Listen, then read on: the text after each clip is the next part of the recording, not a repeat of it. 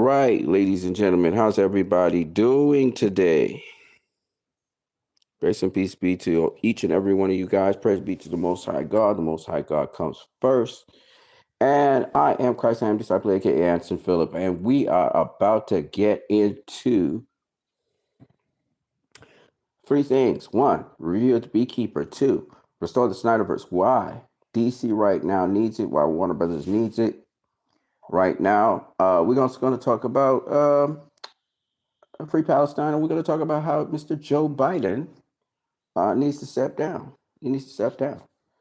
So we're going to talk about all these things. Let's get into it. First of all, ask Christ, I am disciple. If you like what you're seeing in this video, don't forget you can like, you can share, you can subscribe, and you can also donate via PayPal. The link is in the description. Let's get to it. As you guys know, I am a Christian. Okay, that is what I am. I'm not a Muslim. I'm not a Jew. At least I don't practice Judaism like that. I'm not a atheist. I'm not a Buddhist. I'm not a Hindu. Okay, I'm a Christian. That's what I call myself. Now, having said that, I, I don't practice everything that I speak. Now, that's important for you guys to understand. Now, if it were up to me, we wouldn't have any labels. I wouldn't call myself anything at all. I would just be a human being. You could just call me Anson, and that would be it. I particularly use Christian because as much as that name has been dragged into the mud and it's just been dirtied a lot, it's just one of those things where I'm a follower of Jesus Christ. And so as a result of that, I use that secular, I call it a secular term. I don't even think of it as a religious term anymore. It's supposed to be a derogatory term anyway. So I just want to give you guys that. So that when I start to talk about things like Free Palestine, when I start talking about things like morals and ethics, humanity, etc., understand I come from a Christocentric point of view. I don't believe in Jesus Christ as a blue-eyed, blonde-haired guy. He wasn't. What you guys call the Middle East was really Africa. Jesus really was an African. There's just so much things to talk about that we've been lied to a lot. Let me just put it that way, guys. We've been lied to a lot, and the truth is coming out, and you guys are going to have to really understand the layers of BS that we have to wade through just to get to the truth. Okay? The real Christians have been killed out in Egypt and northern Africa, a lot of them. Some of the earliest Christians were Coptics, Cops, not police cops, but Cops, Copts. They're the guys that wrote the New Testament. It was written in Coptic. It wasn't written in Greek. There were Greek symbols, but it was written in Copt. And a lot of the Coptics and their language and everything they've been killed out. All right. So to put all of this in perspective, the earliest of so-called Christians were actually Jewish people. So that's another thing that a lot of people don't know. I'm a Christian, but I have Jewish lineage through Portugal.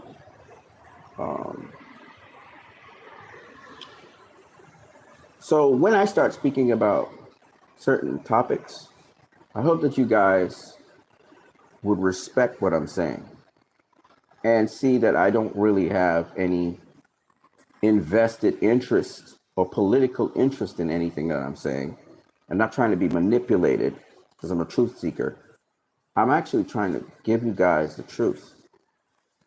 And there's a reason why I'm not really a partisan guy. Like I don't really side for one side of politics or another side of politics. I don't even side for what people call socialism and communism and democracy. I don't even side for those things. Anything I'm speaking from comes from a human centric perspective, meaning humanism. And I'm not a humanist, but I generally wanted to speak about things that were better mankind, okay, and animal kind and plant kind, okay? That's where I come from. So if anybody has a problem with what I'm saying, do understand it comes from a very good place. I'm not here to play games. I'm not here to join a team and play team games. And even if the team is wrong, I still ride with the team. No, I don't do that. I don't do that shit. So if you're looking for somebody who's going to give you a narrative that you want to hear, that's not me. Okay? I'm not into soothsaying. Now that we got that behind us, and I don't care who you are, I don't care what religion you are, I don't care if you're a family member, I really don't care who you are. I have to tell the truth. I have to speak the truth. Whether I live up to the truth or not, what comes out of my mouth should be truthful. Because so much today is lies. We've got lies all around us, everywhere. And the truth is either hidden or it is withheld. The people who should tell the truth and speak the truth, they don't. Instead, they use it to manipulate others to their advantage. And I mean a lot when I say that. What I just said there, I'm saying quite a lot in so few words. I thank you guys for, first of all, smashing the like button. Those of you who smashed the like button, thank you. I'm just trying to be as honest and straightforward with you guys as I can.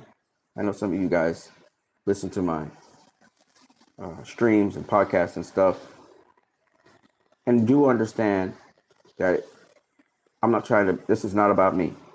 This is about trying to better us as humans, us as occupiers of this planet called Earth. Okay? And we on this planet do not just involve humans, we involve the animals, we involve the plants and other life forms that are on this planet, whether they be microscopic or whether they be big. So when I say we, I mean everything. I mean the plants outside, I mean the animals around us, from the smallest animal, the little ants and cockroaches and grasshoppers, to the big animals. Okay? Whales and so on. This planet is not just inhabited by humans. I want you guys to open up your minds to a broader perspective on what we are, what sentient life on this planet is. Open your mind. Because it's not going to always be this way, and it sure as hell is not going to stay this way. It's guaranteed to end. Okay? All right, let's get into it. So, The Beekeeper. David Ear actually did a pretty good movie. I actually like it. Now, I mean, you gotta suspend your belief for a couple things. Well, but here's my review in The Beekeeper. Highly entertaining. It's an action film. It's an action-packed film, but it's not a thriller. But it is a movie in which it's not a drama really, but it is still a movie with a pretty interesting plot. We learn what the beekeeper is. The beekeeper is there to maintain and preserve the democracy that is there. The beekeeper is is a person who's there to keep the balance of the hive. If necessary, the beekeeper will assassinate the queen of the hive to reestablish the hive. Okay? The beekeeper is a section of American operations who's there to maintain and to control the hive. Okay? Now, I don't. If there is such a thing that exists, it's it's so classified that the CIA and the FBI and these major organizations, NSA, they're not even aware they exist. Okay, that they're classified upon classification upon classification.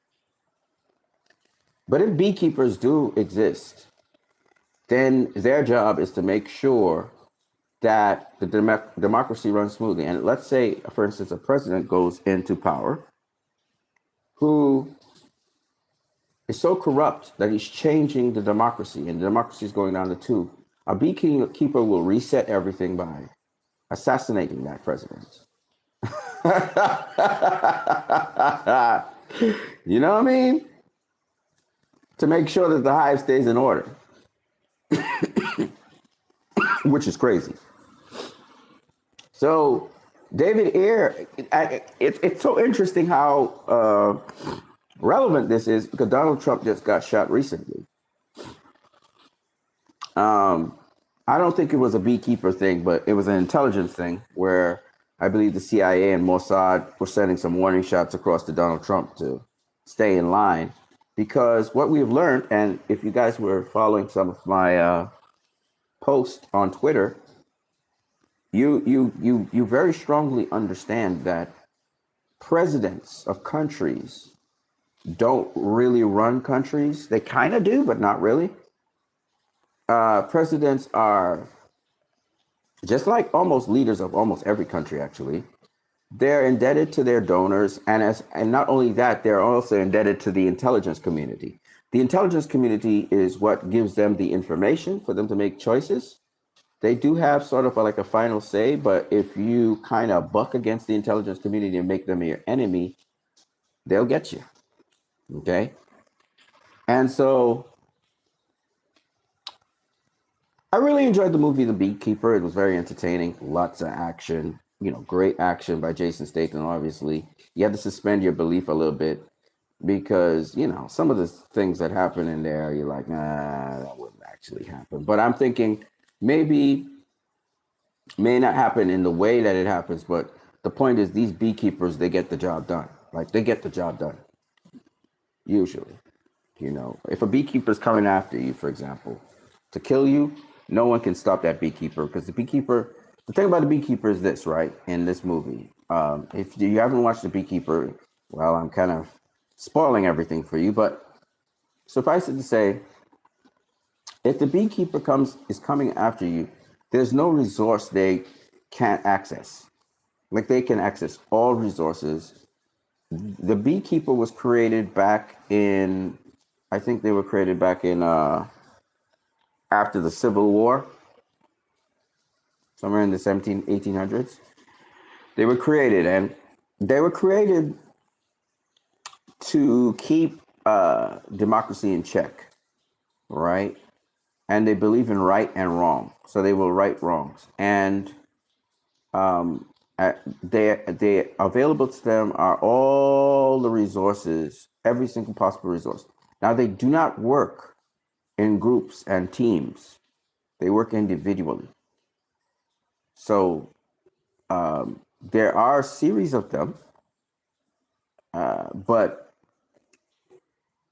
in this movie, Jason Statham, who is I forgot what his name is, his alias at least, because he doesn't have a real name. He retired from service and he was just taking care of bees like a beekeeper does. And the person who replaced him as beekeeper, she was a little off the rails. And anyway, that wasn't the reason. What happened? Well, I don't want to tell you the whole. I'll tell you the whole story. The movie came out a while ago. It came out this year. Listen, what happened was that the lady who used to take care of the beekeeper, she committed suicide because through internet phishing, they stole $2 million from an account where she was raising funds for a organization to help kids with tuition for school. And I think his name was Casey or something like that. Something Casey or Lacey. Something Lacey. I can't remember what his name was. But anyway, he was renting out the barn to have his resources to take care of the bees.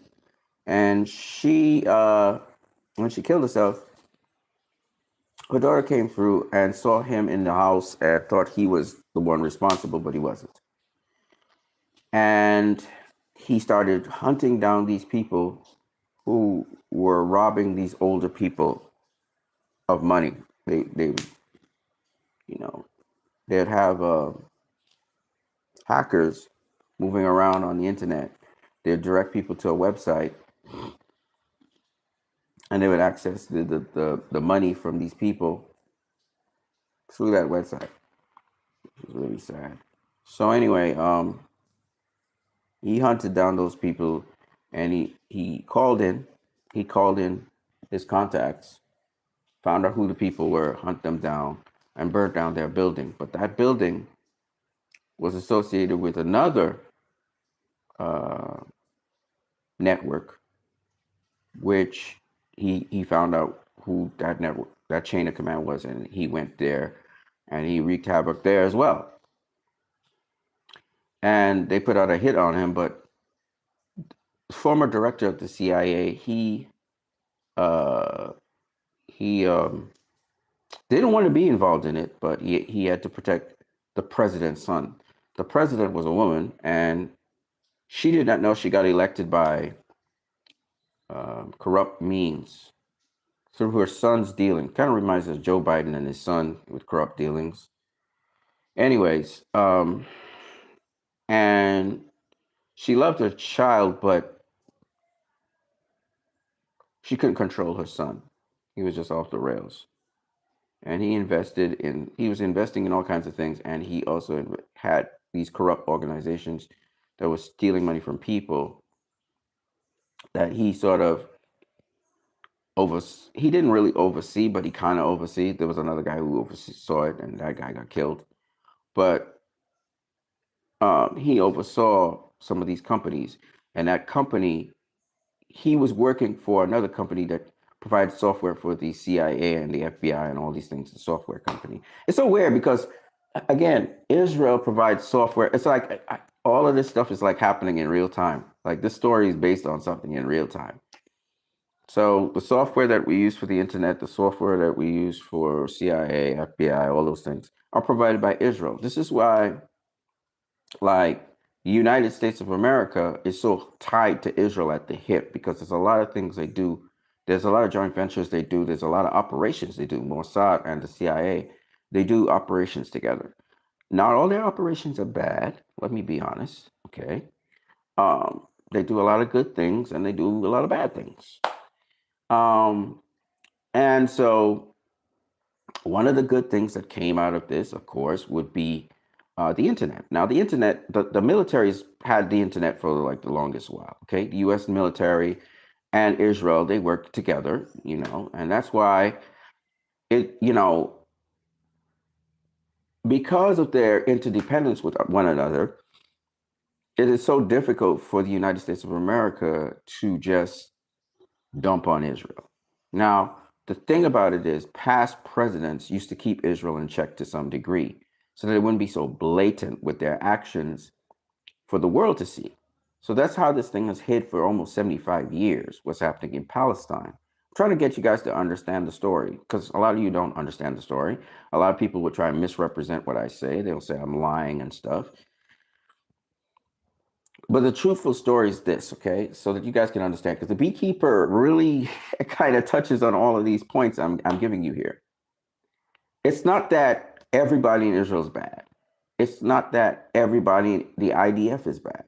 It's not that all ministers of government in Israel or all people in the government of Israel, opposition and and um and governing bodies are bad. It's the system that's bad. I want you guys to understand something. Policies and systems are dangerous, just like ideas can be dangerous. Okay? You can have good people operating in oppressive systems, and they're trying their best within their capacity to do good in the midst of the oppression that's there. You can have that. So I'm not, that's why I'll never blatantly say that all the people in Israel are bad people. It's not true. I know. I have friends in Tel Aviv, and they're really good people. Really good people. I know. I can vouch for them. But that doesn't mean that they're so emboldened that they're willing to risk their lives, risk their children's lives, risk their families' lives to speak out as openly as they can on these issues. Some of them have been threatened. Their lives have been threatened right there in Israel. Okay? In East Jerusalem, the police have cracked down, and there are a substantial amount of Israelis, not Palestinian Israelis, Israeli Israelis, who are right now in prison without charge. Same thing they've been doing to the Palestinians, they've actually been doing to Israelis in Israel. So if you don't go with the narrative, they'll put you in prison. And you can appeal it, of course, through the courts and stuff. I know of an Israeli teacher who was put in prison for a good period of time, and the court reversed the decision. He's free now, but he's still being targeted. I remember what happened after 9/11. I remember how Gestapo it was and how it was taboo to speak out against 9/11 and speak out. People always said it was conspiracy theory that 9/11 was an inside job. But you have to have a lapse in defense for these things to happen. If you look at what happened with Donald Trump, if you look what happened on October 7th, if you look at what happened at 9/11, there's a commonality here. There's a tremendous lapse in security. All three cases. People were warning the police, secret services, and the FBI agents that were there that there was a man on a rooftop crawling. You literally have video footage of this. This is what I love about social media. There's video footage there now exposing all of this. And yet they did nothing. We have pictures of a police officer who's a sniper who has the Star of David symbol on it, the Israeli Star of David. He's Mossad, in other words. He's a Mossad agent undercover as a police officer, pretty much. Mossad was there. And what I'm trying to get you guys to understand is we've seen a delay there. In 9/11, the Air Force, the North American Air Force was not surveilling. They usually do surveillance. They usually do certain runs. NORAD was called down. It was called down. Said, stand down, NORAD. NORAD was stood down from the skies. Usually NORAD is moving up and down in the skies, alerted to anything that's, unusual and strange. And then they come intercept the plane and tell it to land. NORAD was disabled at 9/11. You look at October 7th in Israel, no military defense, no police were around those areas. Usually those places are policed. Usually there's military there in occupied territories and otherwise. No one was there. And the response time was 7 hours. But all these things are common, ladies and gentlemen. Now, if you guys want to know the truth, if you want to know the truth, if you're not going to play partisan politics with me, you've got to acknowledge that something weird is going on there. In all those three instances, something strange. Somebody held back some stuff. Who? Why?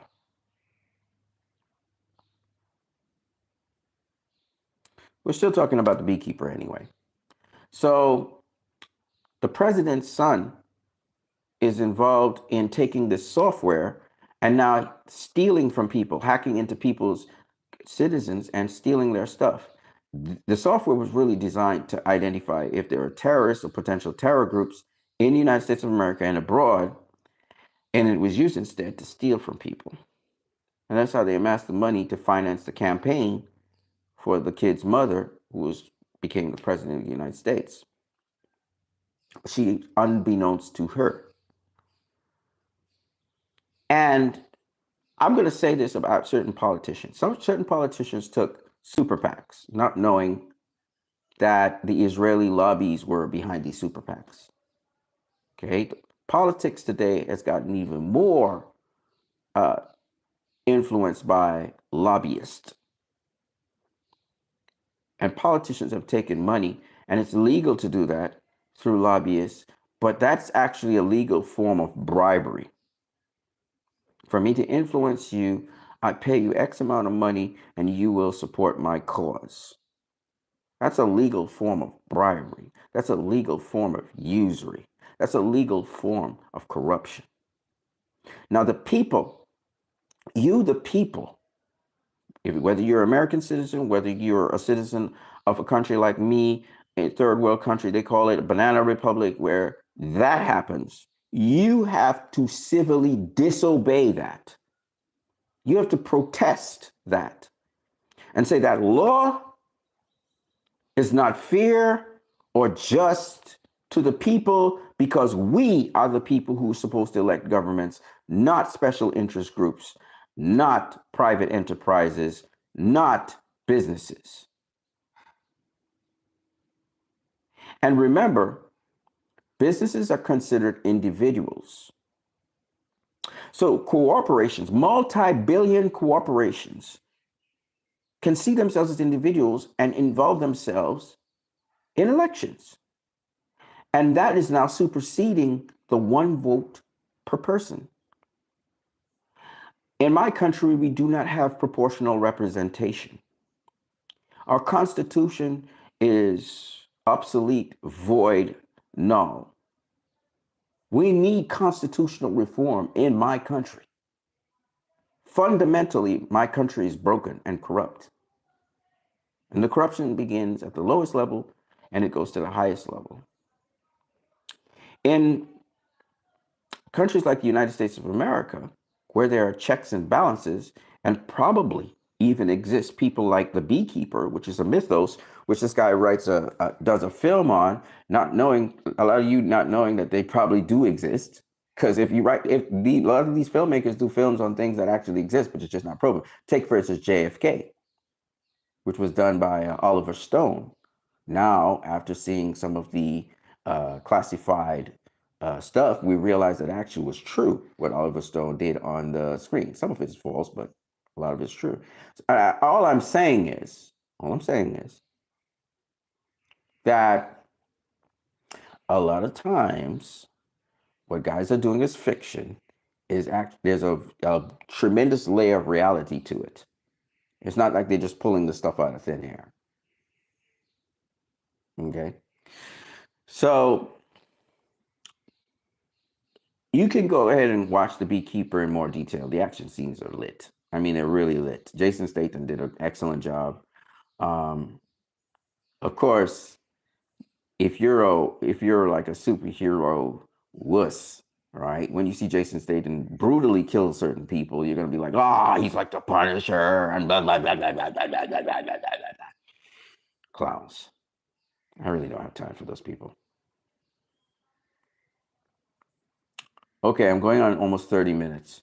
You guys can check out The Beekeeper. I'm not going to go all the way into it. I kind of just divulged. I kind of spoiled some of it, but it's good. It reminds me of the Manchurian Candidate, which I saw somewhere in the 2000s, early 2000s. It's something like that, but it's not as deep. It's not as layered, and it's action packed. And it's like one man taking on everybody, and he's just so bad, and the usual tropes. But and some of it's unbelievable, to be honest with you. It's just like I have to suspend my belief on this one. But ultimately, in the end, it's a nice action flick, and it has a little value to it, and I think you guys will enjoy it. If you like entertainment and you like stuff like this, you'll enjoy it. Kind of like Fast Furious 9, except, it's not cars and stuff like that, but it's quite brutal. So, hey, shout out to David Ayer on that, I'm still not supporting the campaign that I was on with respect to his version of Suicide Squad. I'm not going to support that, and I told you guys why. He has to grow some balls, and he doesn't. And I'm really sorry that I don't support it, but he's just David can have his version of the Suicide Squad tomorrow if he would just rock with the fans. We are the people to make that happen. Because we're rocking with Zack Snyder even now.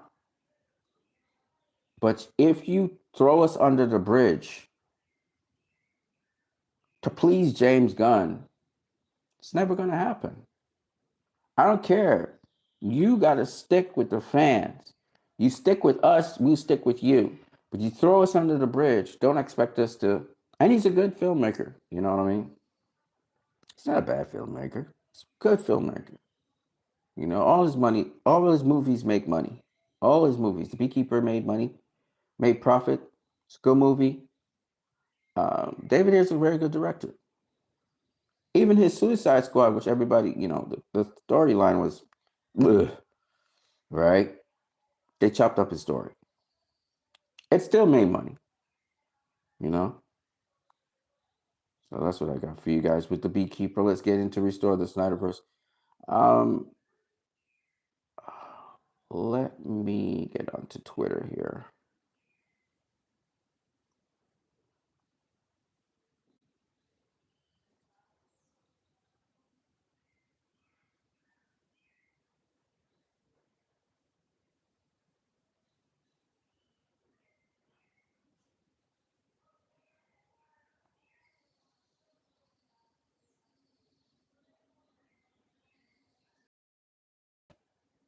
Okay, I don't know what happened there, but whatever.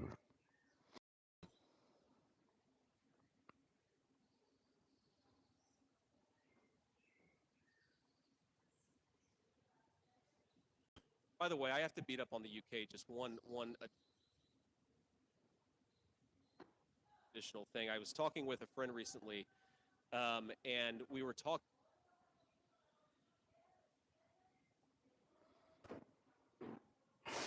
Okay. JD Vance is going to be the vice president for Donald Trump. You guys saw in the last video, he took AIPAC money. Right? He's an AIPAC user, and he's doing more Islamophobic stuff. People talk about anti-Semitism, but Islamophobia is like a huge thing right now, a huge thing. And in typical fashion, this dude is just, he's just singing the tune that Israeli lobbyists want him to sing. Just kind of sad. It's very sad. This is the guy here, JD Vance. Okay. Yep.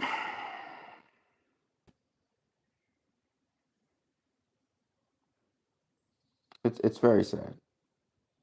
Okay. All right. I'm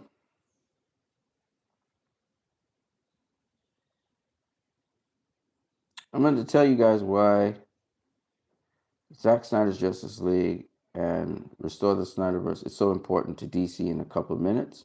Let me just get into this little bit of stuff here. Following countries since World War II. To begin, we do not have to travel. The United States has bombed all of the following countries since World War II. Okay. To begin, we do not have to travel. The United States has bombed Panama. The United States has bombed all of the following countries since World War II. To begin, we do not have to travel far. In Central America, the United States has bombed Panama, Nicaragua, El Salvador, Grenada, the Dominican Republic, and Cuba. Moving across the ocean to Africa, we have Libya, Sudan, and Somalia. In Europe, the list consists of former Yugoslavian countries, namely Serbia, Bosnia, Kosovo, and Montenegro. Next is the Middle East, where the U.S. dropped bombs on Yemen, Syria, Lebanon, Iraq, Kuwait, Iran, Pakistan, and Afghanistan. Moving to East Asia, Let's we not have forget. Laos, Hold up, Cambodia, hold up. Vietnam, Indonesia. Before you go there, let's not forget Israel is using their bombs to bomb Gaza. So you have to remember Palestine. Let's keep it rolling. I'll roll it back a little bit. Go. Bombs on Yemen, Syria, Lebanon, Iraq, Kuwait, Iran, Pakistan, and Afghanistan. Moving to East Asia, we have Laos, Cambodia, Vietnam, Indonesia, Japan, and Korea. Finally, during the bombardment of Belgrade, a few bombs hit the Chinese embassy, so I've included China on the list as well. This is how the completed map looks like. With such a vast and global military presence, it's no wonder the U.S. has been involved in numerous conflicts. The impact of these bombings has been felt by millions of people around the world. Now, in just a very recent interview, Joe Biden was saying that,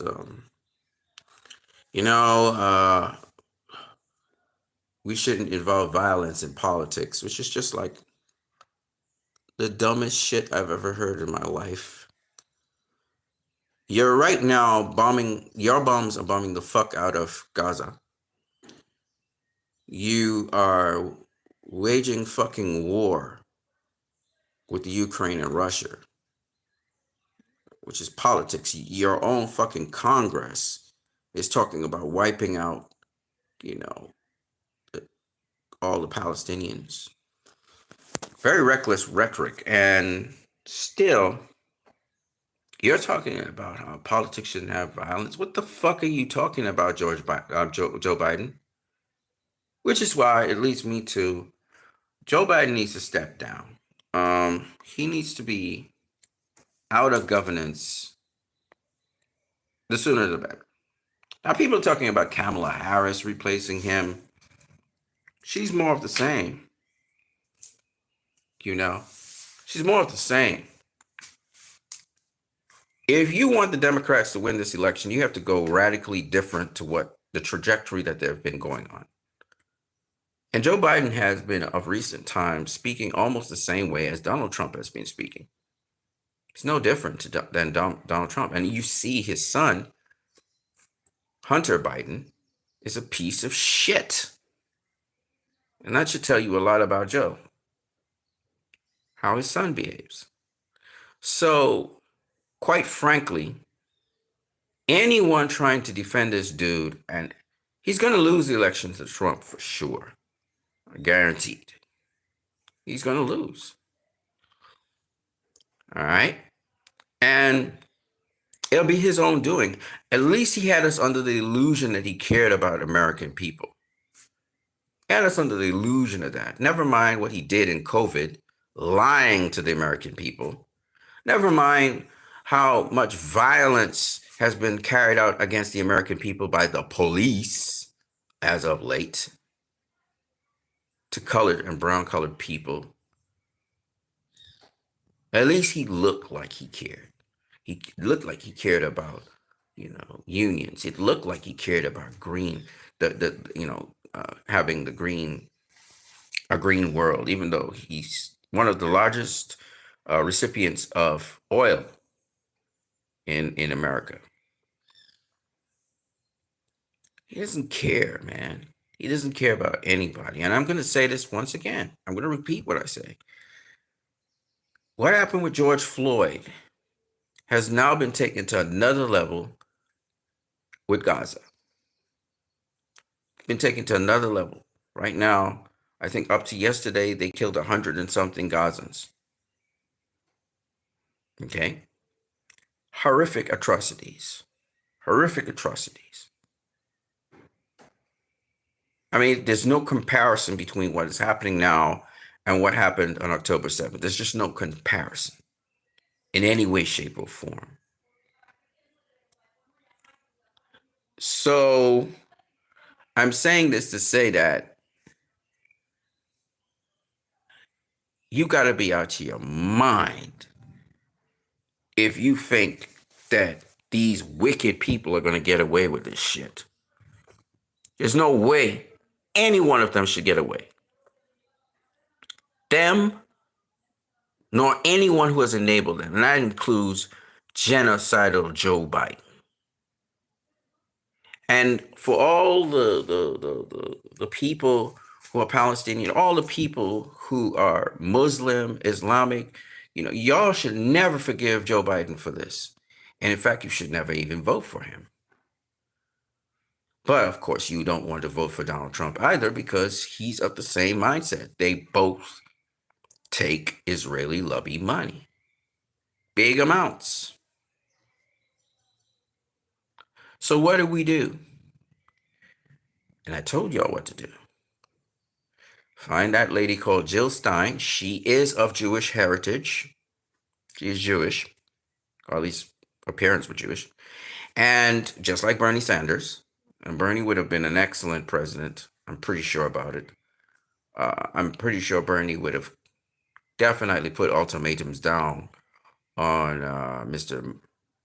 Milikowski or whatever the fuck his name is, the guy they call Netanyahu. He wouldn't have been doing that shit with him. He wouldn't have done that shit with Reagan. Trump would have, of course, wanted them to finish the job. But Jill Stein, anyway, she's another Jewish person. And she knows the history of what has happened with Israel and Palestine. Now, what these assholes will try and tell you is, she's working for Hamas. This is the big excuse they use. Hamas is here. Hamas is there. He's working for Hamas. They're working for Hamas. The UN's working for Hamas. Everybody's working for the whole world's working for Hamas. Okay, then. Let's go with that. We're all working for Hamas. We're all Hamas agents. What are you going to do? Kill all of us? You're going to kill all of us? The whole world's working for Hamas. Hamas has tricked the whole world. The whole world's working for Hamas. Okay. All of us are working for Hamas. Fine. But at the end of the day, what Hamas did and what you are doing are on two different levels and tiers. You proved that Hamas was right about you. Hamas said, you need to be dismantled. You're a terror to the world. You don't care about people. You're evil. And what did you do? What did you do? You validated that. You let the whole world see that Hamas was right about you. Do we say that Hamas are great people? Are they shining lights on the hill? No. Nobody said that. In fact, some people are against Hamas. But what did you do? You validated what Hamas was saying about you all the time. And you keep validating it every single day. And what do? You try to play Gestapo mobster and everybody else. If you say anything about Zion, you're a Hamas, and we need to ban you from this site, and we need to stop you. So there's no dialogue. There's nobody to be impartial and to say, okay, this is right, this is wrong. To the point to which you're enabling real anti-Semites, real racists, to be against Jews. You are to blame for what is happening now. All because you want to wipe the country clean, to build your clubs and your yachts and your pools. Rich people killing poor people. That's what this is all about. Defenseless poor people being beaten down by rich elitists so they can get their next beachfront property. Fuck this. And we know it because that's what the New World Order is supposed to be. We've watched so much science fiction. We know what's going on. We see the gap between the poor and the rich widening. You don't care about us. So whether I call myself Hamas or whether I call myself a Palestinian civilian, it doesn't make a difference because to you, we're an inconvenience to your enjoyment and your beachfront properties, which you're selling in New York to New Yorkers. And we know it. And the poor Jews and the Jews who want to do the right thing are protesting it. You know, this is the thing. That's why I can't say I can never hate my Jewish brethren. I will never hate my Jewish brethren because the ones who've been raised the right way with morality, they're your main resistance. They're the major ones wreaking havoc against you, Zionist. Right in your backyard, right in Israel, they are waging war against you. Some of them you quiet down, some of them you put in prison. I know what's going on in there. It's a shitstorm right now in Israel. There's shit flying everywhere. Outside of Israel, lobbyists and very influential people in very influential places who have infiltrated there are trying to create a narrative to force a new world order. So if you guys want to know what this COVID thing was all about, if you guys want to know why certain people were assassinated in certain countries, including the United States of America, like, a guy known as JFK, if you really want to know, it stems back to these people, these Zionists. Israel was formed by the Rothschilds, ladies and gentlemen, in what was known as the Balfour Declaration. The declaration was addressed to Mr. Rothschild. For those of you who don't know, the Rothschilds are the family that owns and controls the banking sector. What you guys know today as modern banking is all courtesy of the Rothschilds. That's how influential and powerful these people are. And the Rothschilds, well, they worship, guess who? Baphomet. For those of you who don't know who Baphomet is, and this is not a conspiracy theory, ladies and gentlemen, this is real. Baphomet is Satan. So in America, there are people called Satanists. They're jokes. They're jokes compared to these guys I'm talking about, who don't have a problem eating children and babies. Y'all heard about that? You remember the right-wing extremists talk about how they eat children and babies, and they burn virgins and sacrifice them and they eat their organs and shit like that. Well, guess what? It doesn't only happen in the U.S., it happens in my country too. Human sacrifices, organ donors.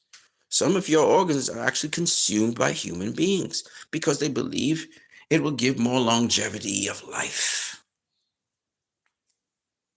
And they have their orgies and their weird shit. Have you guys ever seen the movie Eyes Wide Shut? Eyes Wide Shut. That's by very famous director who's dead now, Stanley Kubrick, the guy who did 2001. Eyes Wide Shut. That's with Nicole Kidman and Tom Cruise. You should go watch it. Another one you should go watch is a movie by Keanu Reeves and what's his name?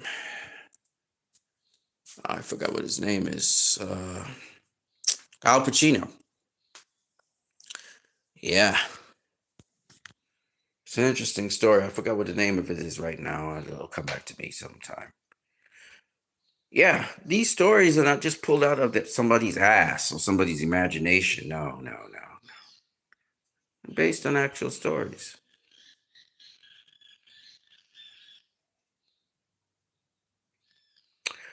But this side of the world is not revealed to you and I the dark side of the world. And how the higher up you go is the more you'll see this crazy shit. I don't care what vocation you're in. The higher up you go, the weirder it gets.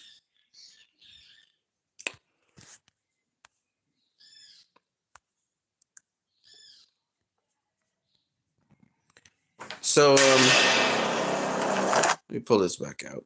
Let me turn that off. So, anyways,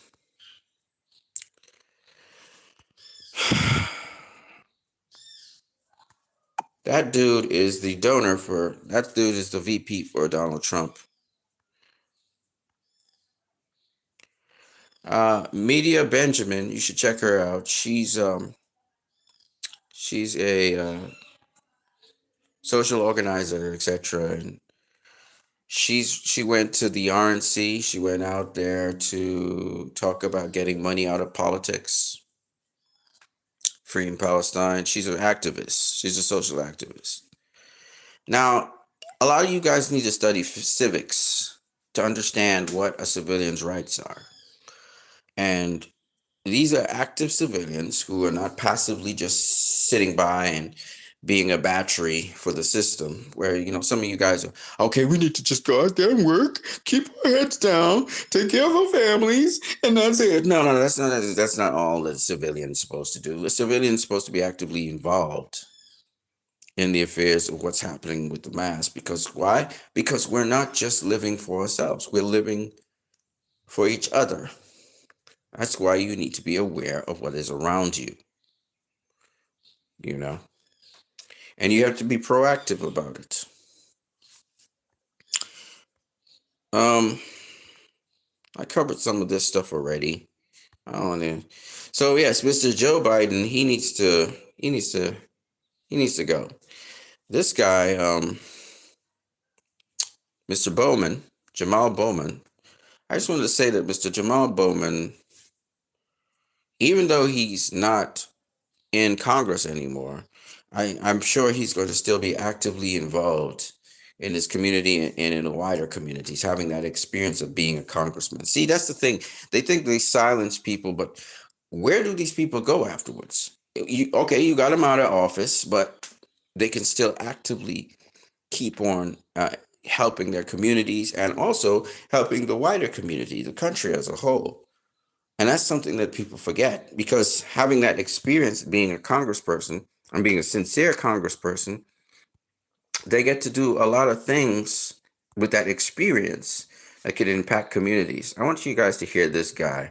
His name is Jim Himes, and listen to him and his excuses for why he believes that he should take AIPAC money. Listen to this. Pro-Israeli group. In this office,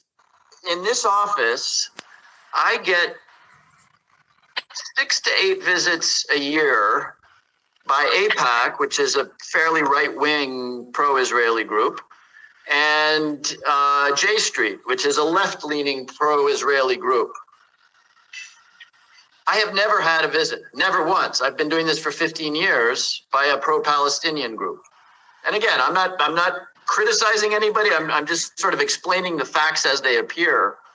And I think, therefore, the path of least resistance for an awful lot of members of Congress is to be reflexive, the way you were concerned about.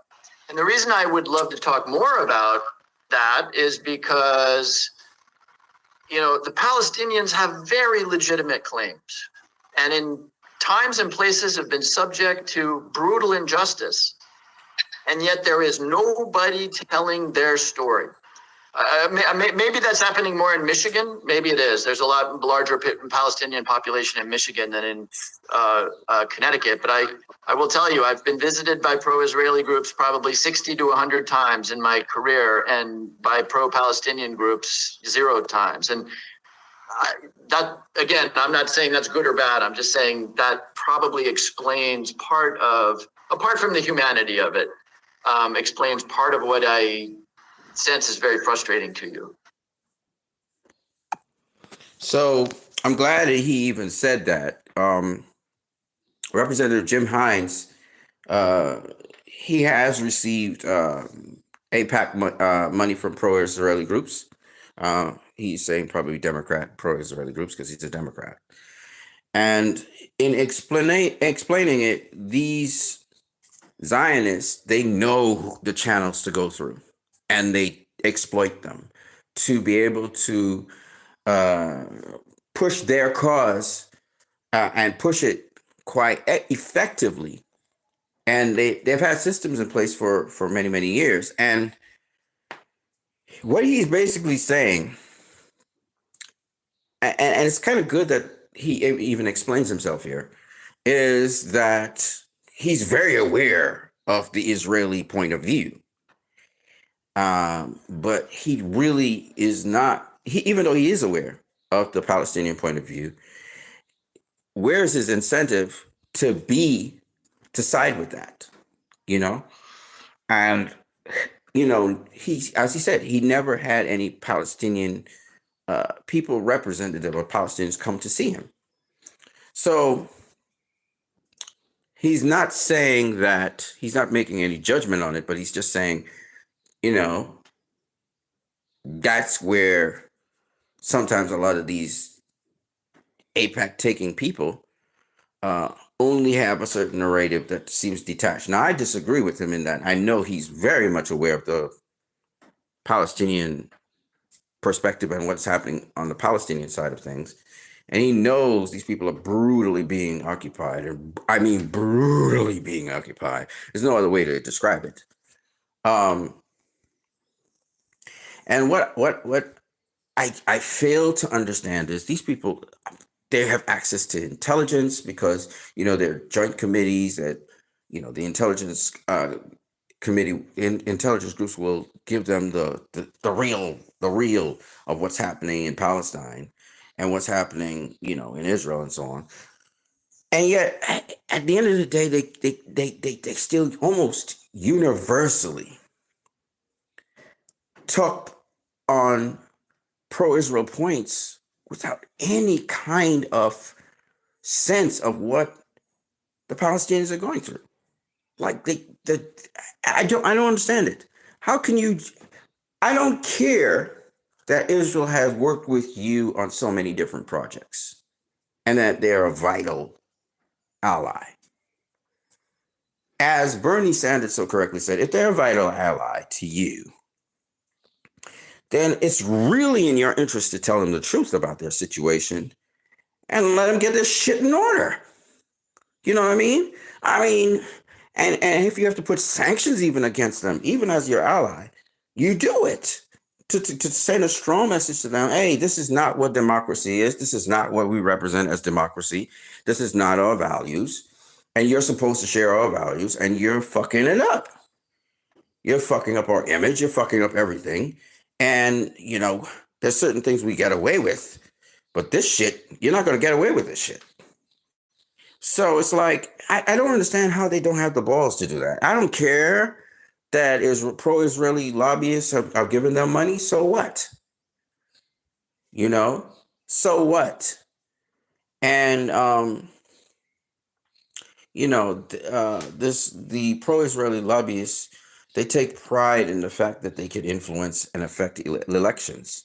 And to me, that's just so disgusting.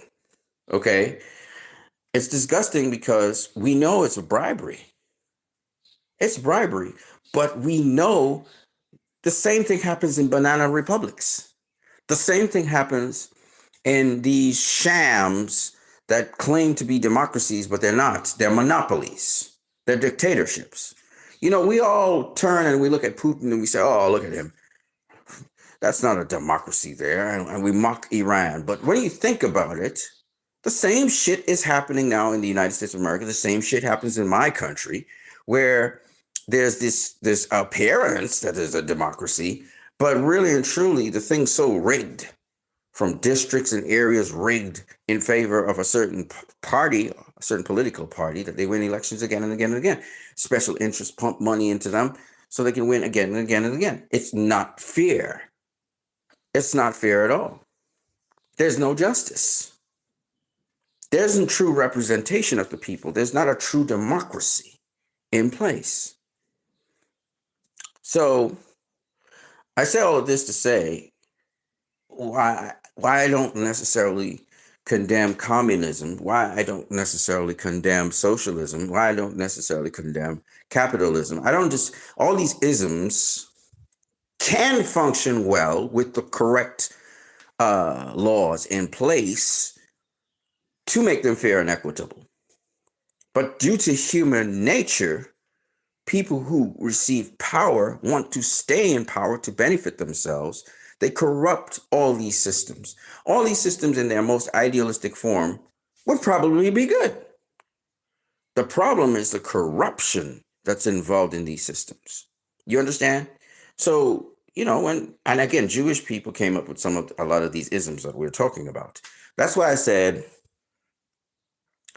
the Jewish people have contributed significant things to the modern world. Okay, so I'm not here to hate on Jewish people per se. I'm here to hate on those who feel that they are somehow better than other human beings, and that other human beings don't deserve to live, don't deserve to exist. Again, this is sort of a story of Lex Luthor versus Superman. It's sort of the Lex Luthor versus Superman story, in which the Lex Luthors are the Zionists and Superman is actually you, I, and every common person who have incredible abilities, limitless potential, but didn't come from a background or work their way into a background of wealth or influence and power, didn't manipulate the system to get there. But through our sheer numbers, we are more powerful than the most powerful person who could wield power in the world.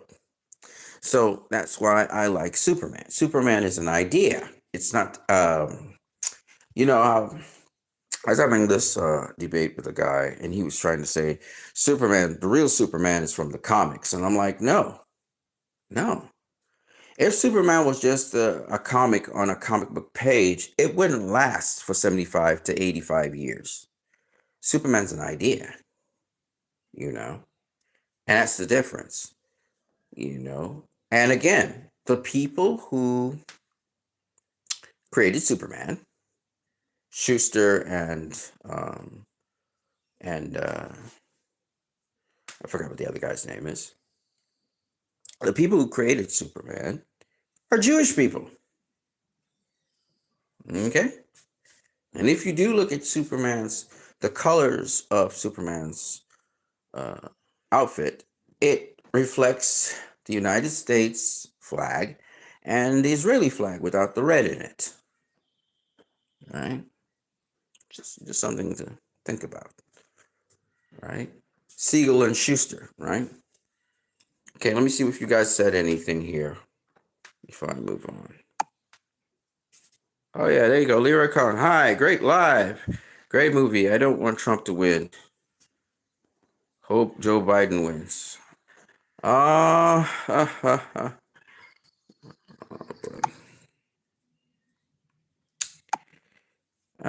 don't want Joe Biden to win either. They need to go, both of them. We've had enough of them. I don't want Joe Biden to win. I don't want Trump to win. I want somebody new. We need to try somebody different. And the person I could think of is Jill Stein. She's way in the background right now. She's like a wild card. She Barack Obama came out of nowhere and won elections. Trump came out of nowhere kind of like and won elections. And I hope Jill Stein comes out of nowhere and wins elections and just really totally topples the apple cart. I'm pushing for Jill Stein, who's not a Democrat. She's not a Republican. We were just I was just looking at something else where they cheated Bernie Sanders and they rigged the elections to get Hillary to win against Bernie Sanders when she ran up against Bernie Sanders, which is really weird. They rigged the election. So that's a whole other story for another day. Bernie would have been a great president. It is what it is. But Jill Stein, that's the one. And we have until November. So we have a little marathon to go through, but I hope she wins. I don't care for Kamala Harris because she abided under the same laws and principles as Donald Trump. So, sorry, Joe Biden. So I really didn't give a fuck about her. But Jill Stein, definitely. Don't care about Robert Kennedy either. They're all the same bullshit. They're the same. They will cause genocide, and they don't have a problem with Palestinians dying. And if I have an issue with that, if Palestinians are dying, if the Palestinians are dying, then it's okay for the people in Congo to die. So it's okay for the people in Sudan to die. It's okay for the people, in Eritrea to die. You know, now I have a problem with that. You know, so no, I am not for them. I don't care that Kamala Harris appears black. I don't really give a damn. I don't want to see her as president of the United States. But Jill Stein, as much as she looks white, I would totally have her become president of the United States. I don't know anybody else on, as a potential presidential candidate who could do better. I mean, Cornel West would have been good, but he don't really have no party behind him. He was just an independent. So those kinds of people, Cortez, Ocasio-Cortez, she would have been a good one as well. Hold on 1 second, people. I'm coming right back. Hold on 1 second.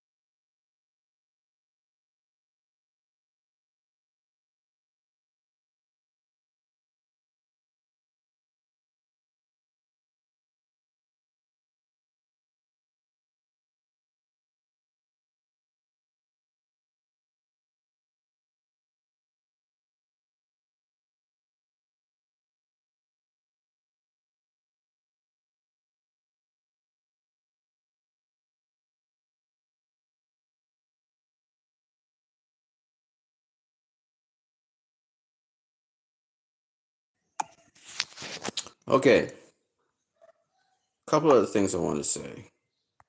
So let me see if I can get to it.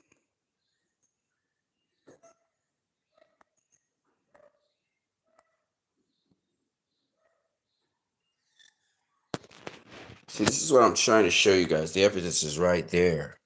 Richie Torres represents the poorest district in the United States, but he mentions Israel 236% more times than he mentions poverty. This is a guy who, Richie Torres, I believe is in DC.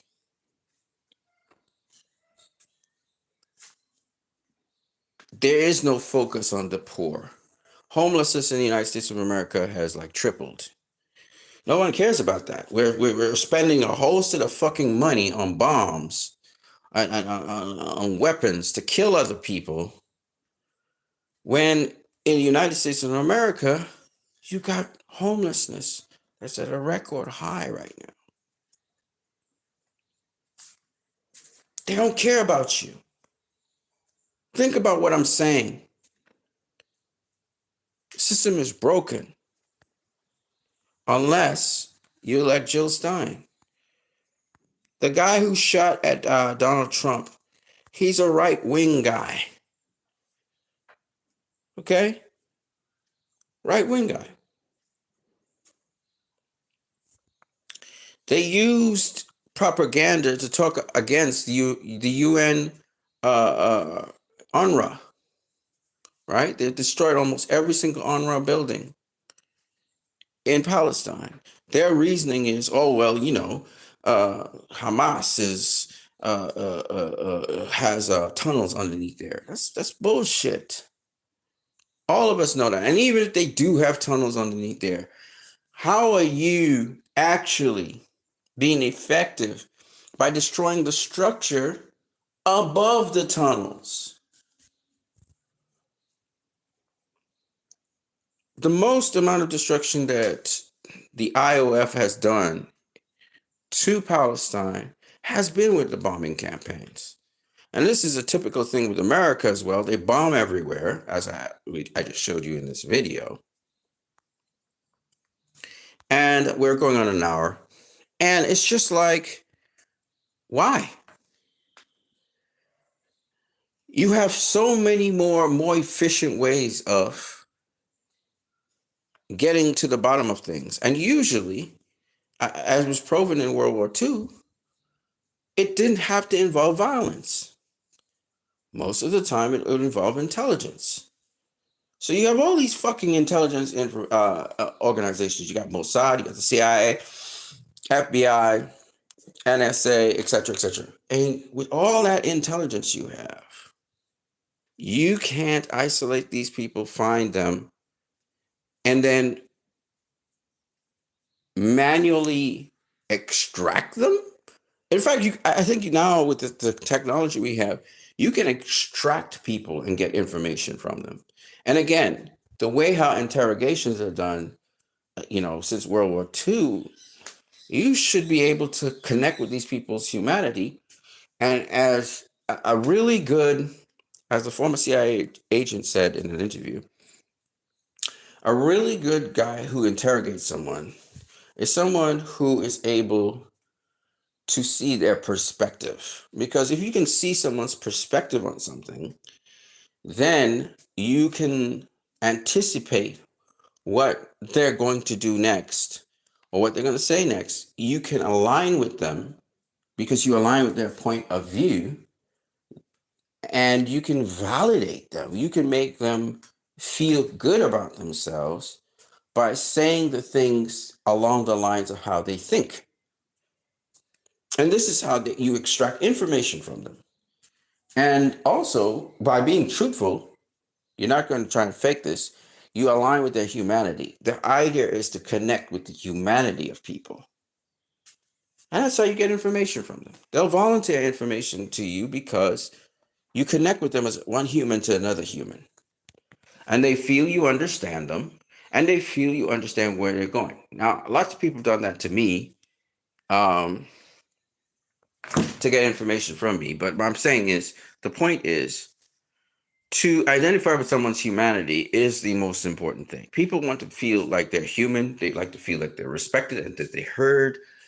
And they like to know that you understand their trend of thought and you're going along with them. Okay? So that's when they'll volunteer information to you. You understand? Whereas if you try to, punish them and they'll more than likely resist you. So all this destruction that's happening is obviously because the Israelis don't care anything about, at least the IOF chain of command doesn't care anything about the Palestinians.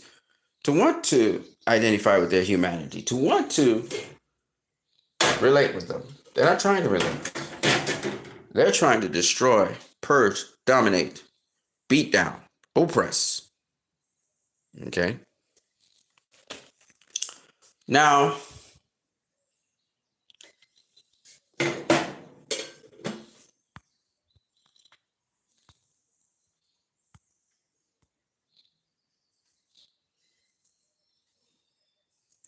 we've had agitators agitating the Palestinians,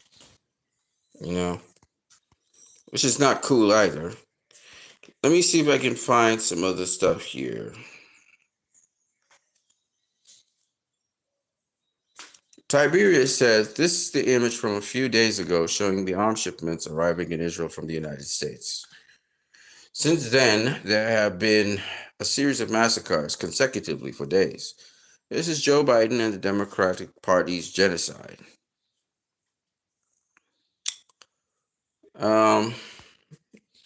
Nothing new there, really. So let me just give you some of the world's responses to these things. Macklemore was in Alberta, Canada, and the fans really loved it. You had people in sports saying "Free Palestine" after sports events have happened.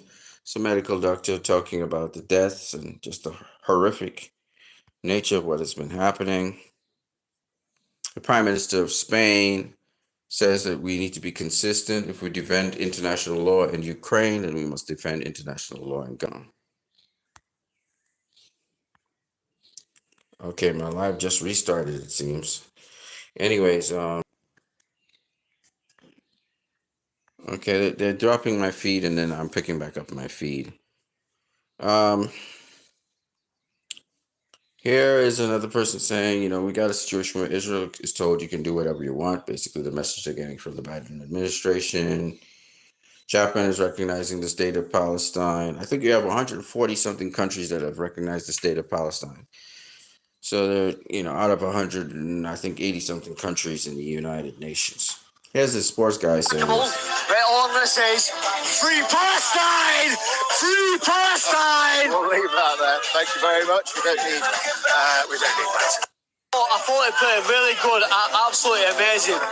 Every game they put off, they've got the absolute goal plan, everything right down to the T. But tonight, they just couldn't make it.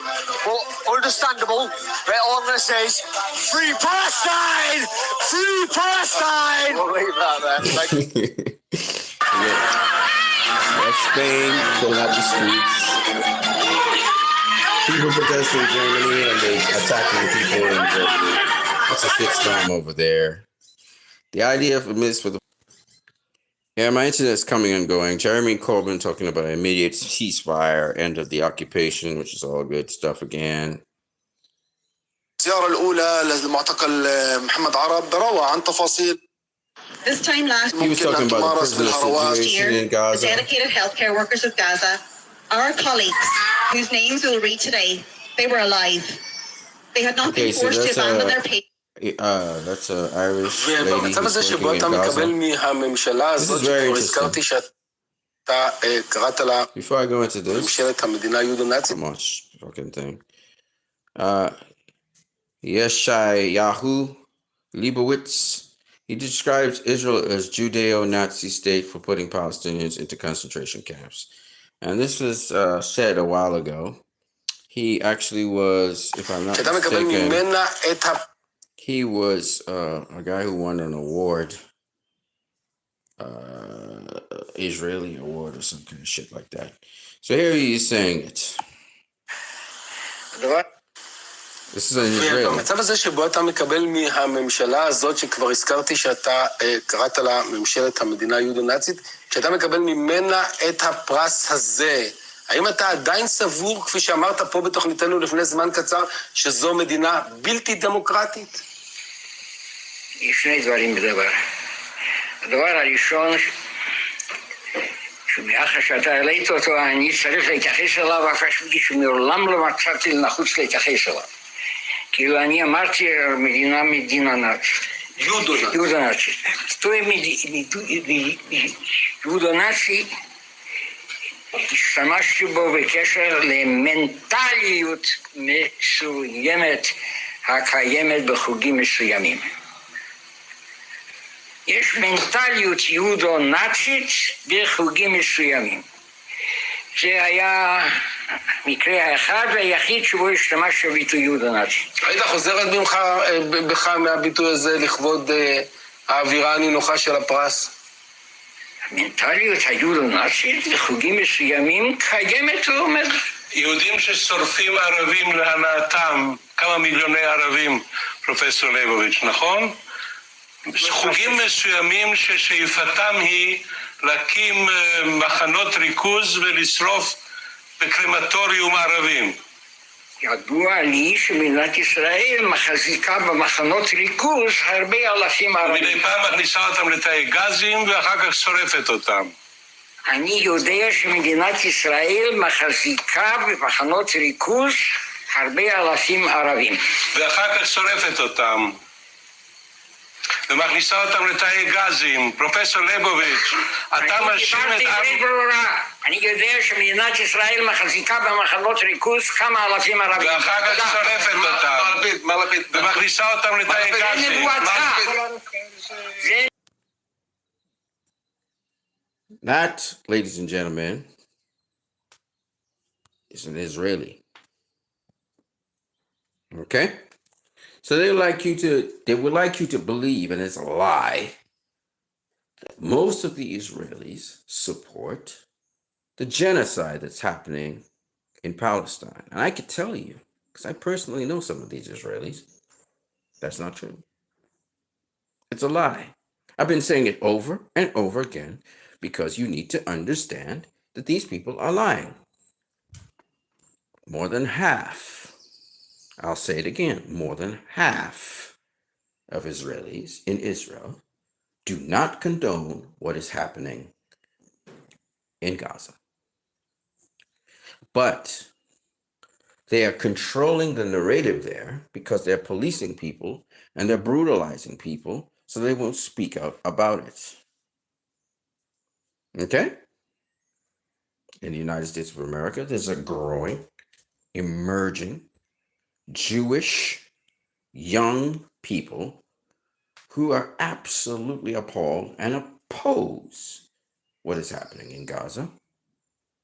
And they're very much aware of it. And they're very much aware that the perceptions of Jews in the world today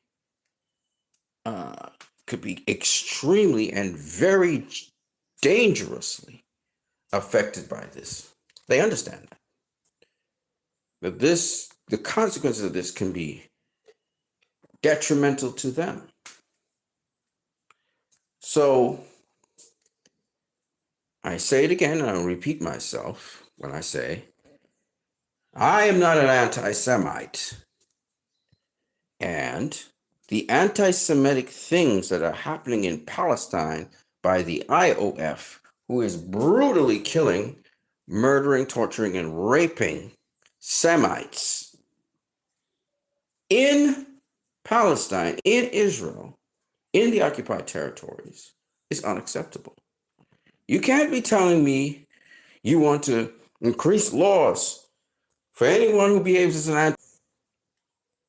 By your own mouth, you condemn your own self. And you will be judged for it by the Most High.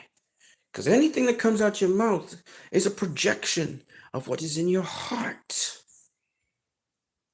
And just because you have influence and power does not make you exempt from the law.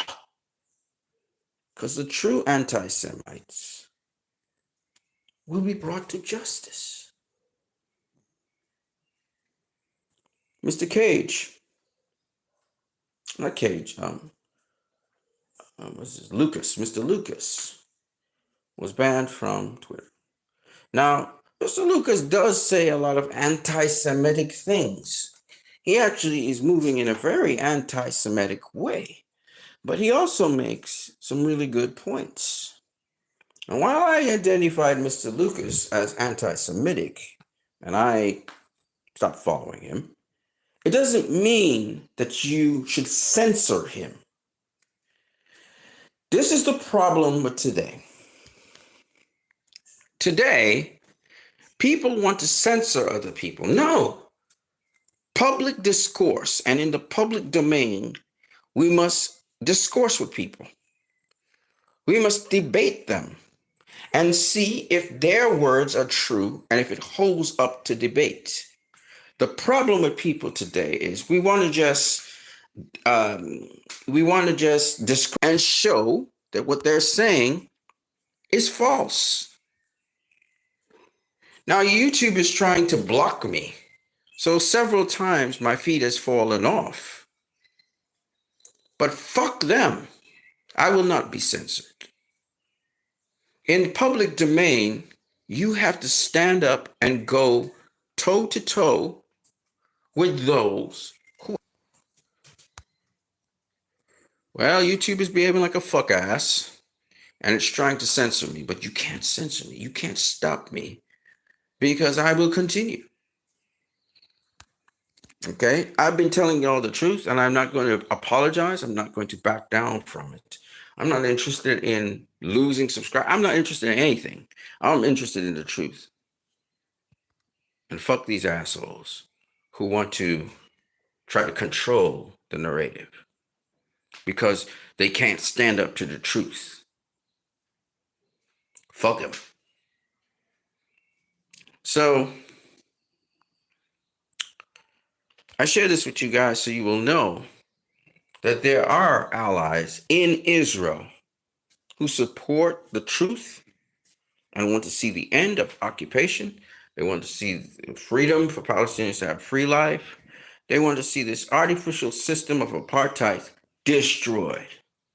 I truly believe some of these European Jews who came across to Israel will live in peace and harmony with the other Palestinians there. I don't believe for 1 second that this is about an Islamic takeover. I know Islam must be in the Middle East. That's stupid. So what, you'll have this whole section that's just Islam and nothing else, and nobody, no tourists, they don't want any kind of worldwide enterprise. They want to just be isolated. Nobody wants that. Okay? Look at Saudi Arabia. Saudi Arabia is trying to encourage, American business, and why? Because they don't want to be isolationists. Nobody wants that. So I don't believe that a free Palestine, in whatever version it comes, with everybody having freedom to say what they want, worship who they want, do what they want, and some kind of democracy in that respect. I don't think that would be in any way a negative thing, as was proven with South Africa. Okay? So it's already there. The experiment has already been successful with South Africa. Okay? And I do believe the same thing can happen for Palestine. And everybody knows the blueprint for that. Now, having said all of that, I just want to say one more thing. The nonsense that's been happening in the world today, we have people who are seers, we have people who have eyes to see and they understand what's going on. Don't be complicit in crimes against humanity. Speak out against it. It's important for these people to know that they can't get away with everything. George Bush, he's not supposed to get away with Iraq. Dick Cheney, not supposed to get away with the Iraq issue. And we have not forgotten. We know the people responsible for 9/11, enabling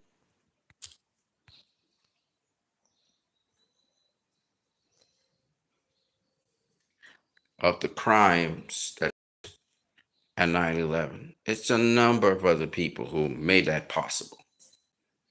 And so it's important that all get brought to justice because they set a precedent for things that happened after 9/11. And now, here on October 7th, a precedent is again being set of mass atrocities against the population who don't deserve it. What's happening in Syria, again, what has happened in Libya, again, atrocities committed against the people who, once again, did not want any of these atrocities to happen. A lot of people are dying for no reason at all in wars where it's not being captured with cameras, so people are not realizing what's happening. All war is ugly. So that's what I have to say for you guys right now. I got to go make some drinks. I have to go out and sell. Of course, it's been raining all morning, so that's why I'm here and I'm doing some streams right now. As soon as the rain stops, I'll get out there and do what I do. But I just wanted to speak on these things. One guy, he said to me, you talk about free blah, blah, blah. He's a pro-Israeli guy. And he said, you speak about blah, blah, blah, but God, being Wonder Woman here, taking on a parademon, or probably, you know what I think that is? That's her taking on Steppenwolf. Nah, that's probably a parademon. I'll think about it. Repost that.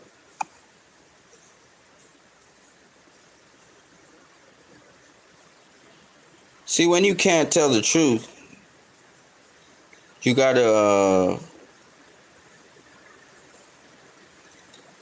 suppress people. Listen to this. Way the Jews never behaved for 2,000 years. They are racist. I've spoken to some Zionists and they say the Jews that support Palestine, they're not Jews, they're Nutri Carter. So what have you got to say to that? I think Zionists are not Jews. They behave in a way that Jews never behaved for 2,000 years. They are racist. They are anti-Semitic. They are, of course, colonialists. They commit genocide. This is not Jewish. There's nothing Jewish about what they're doing. There's nothing Jewish about Israel. They should be ashamed. And if they think we're not Jewish, they mean we're not like them. We're not killing people. Yeah, they're right. We will not join them. We will not support them. We will shame them until they will disappear. They are a shame on Judaism. They are a stain on Judaism. They should go where racism is accepted, not in Britain, not anywhere that I know. I've spoken to some Zionists and they say the Jews that support Palestine, they're not Jews, they're Nutri Carter. He's right. I agree.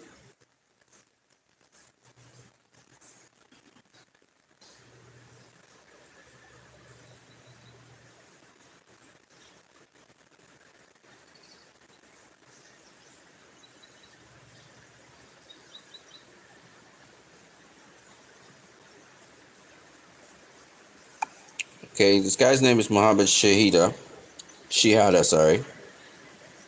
I asked a top EU leader recently 3 times, what would you do if you were Palestinian? The 3rd time, he thought it through and muttered, then said repeatedly, I don't know what Palestinians can do. I said, precisely proves Hamas right. The group's strength doesn't stem from the appeal of its ideology or actions, but from the failure, humiliation, and demonization of every single alternative path. Nonviolence, diplomacy, negotiations, advocacy, legal battles, coexistence, and peace groups have been tried countless times by Palestinians only to be crushed by Israel and betrayed by the international community. That very official himself said as soon as he got into office, he was told not to bother and to give any attention to Gaza or Palestinians. You'd burn a lot of political capital. You'll waste your time. Things are quiet. It's not going to work. He was told, and he played along. Hamas's messages always been simple. The international community, negotiations, peace process, etc., won't help us a jot. Look at Mahmoud Abbas. He gave Israel everything they ever asked for, detained and killed scores of Palestinians for them, and got absolutely nothing out of it except humiliation and being labeled by Israel as a terrorist in suit and a great anti-Semite. Their conclusion has consistently been, if we continue to die slowly, then let's die in a dignified way. Take matters into our own hands and strike back the oppressor. Despair, immiseration, and trauma always boost this sentiment dramatically. As long as every other alternative path continues to be foiled and crushed by Israel and betrayed by the international community, Hamas's message will forever stay alive. Palestinian nonviolence requires global non-silence. And he's right. As the young lady said, if you put your foot on my neck, I'm resisting it now, and I'm probably going to resist violently. If you're spectating and you're not providing any assistance to me, you have no right to judge me and to say what is right or what is wrong. The fact that this official doesn't even know what to do tells me that you can't now look at the Palestinians and judge them and say, oh, they shouldn't have done this and they shouldn't have, because you have no moral authority to do that when they're being oppressed. Israel, on the other hand, is the oppressor. And they're saying, well, tell us what to do, what we should do to respond to the Palestinians and what Hamas did. Well, you're trying to go after Hamas, right? And you're supposed to. You boast about your intelligence, that you have a great intelligence agencies. So you go and you target Hamas and you go after Hamas. Why should civilian casualties be so high? What is your plan? Why are you leveling the whole of Gaza? Why are you even in the West Bank attacking West Bank people and killing them? What are you doing in East Jerusalem? Why is East Jerusalem under lockdown like that? And you're shooting and killing people who are not even Hamas. They're not even Palestinian. They're Israeli. Why are you killing your own citizens? Why are you killing your own hostages? 41 hostages you killed. You killed. Not Hamas. You. You shot them. Literally. You shot them. And killed them. Let's not forget October 7th, when you shot and killed your own people in what is known as the Hannibal Directive. So, I mean, you haven't done a good job of getting back the prisoners, of getting back the hostages. You haven't eliminated Hamas in any way, shape, or form. And you've murdered over 180,000 Palestinians. God knows how many you injured, and half of which are children.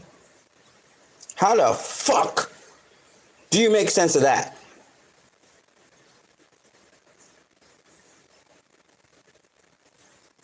I'm just asking. These idiots validated everything that Hamas said. So if the majority of the world sides with Hamas today, even though Hamas are not the best governing body we've ever seen on the planet Earth, but they're goddamn much better than the IOF and what they have done with the resources they have, who far outmatch anything that Hamas could ever do technologically and in terms of weapons. And yet, Hamas resists them. What does that say about Hamas? It says Hamas has more balls than these fucking cowards. That's what it means. That's what it means. They have the balls to resist. And resist they do. So don't tell me you got all this superior weaponry and superior army. These people don't even have a fucking army. But they will wipe you off the face of the globe. Oh, they hate Israel so much and they want to wipe Israel off the globe. What's that supposed to mean? Get the fuck out of here with that shit. And why wouldn't they want to wipe you off the globe? I mean, you've been murdering them, torturing them, killing them for 75 years. They want to do kumbaya with you? I mean, come on now. Of course they want to wipe you off the face of the globe.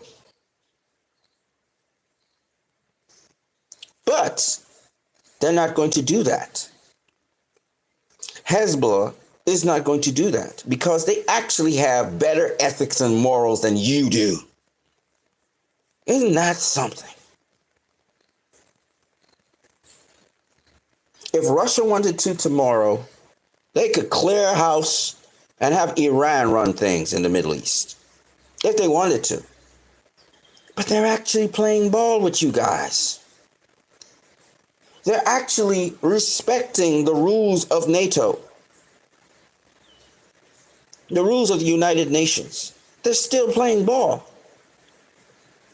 But you are setting a fucking disgusting precedent that actually allows them wiggle room to do whatever the fuck they want. We got the Wild Wild West internationally. And I'm guaranteeing you the strongest, biggest, baddest bully will come out on top. That's the precedent you motherfuckers are making.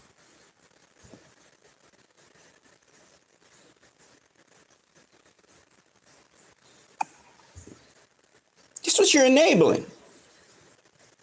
By allowing Israel to carry out this genocide on the Palestinian people, you're setting a precedent that you will not be able to contain.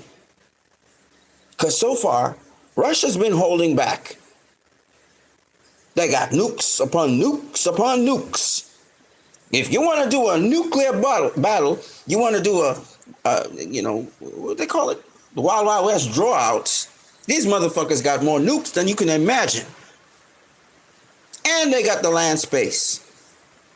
So you may bomb St. Petersburg, sure.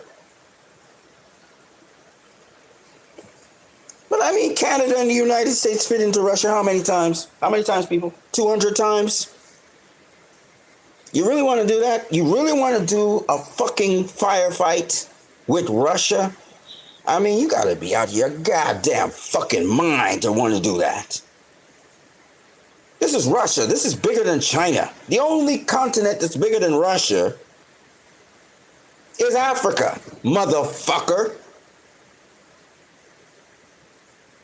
So you want to use NATO and you want to go after Russia to bring Russia down and divide it.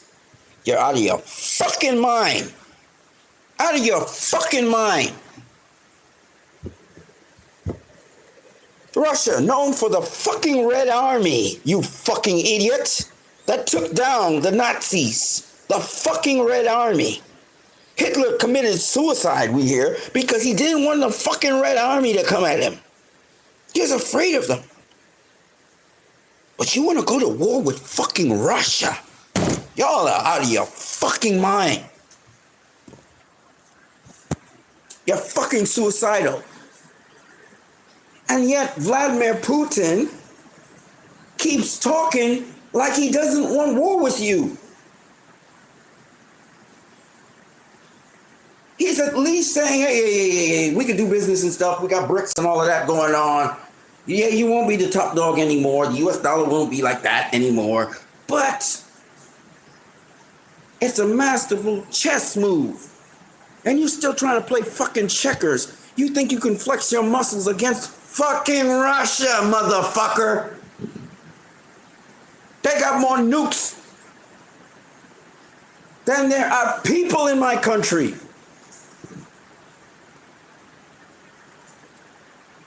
Do you really want to dance that dance? Do you really? Do you? Huh, NATO? Which Russia's supposed to be a part of NATO. Why the fuck would you kick Russia out of NATO? Oh, because they invaded Ukraine. Yeah, but I mean, come on now. You won World War II because of Russia, motherfucker. Russia took the brunt of the blows. Were it not for Russia and the Red Army, Hitler would be running the world today. Because nothing could stop him until he ran up against Stalin and Russia, motherfucker.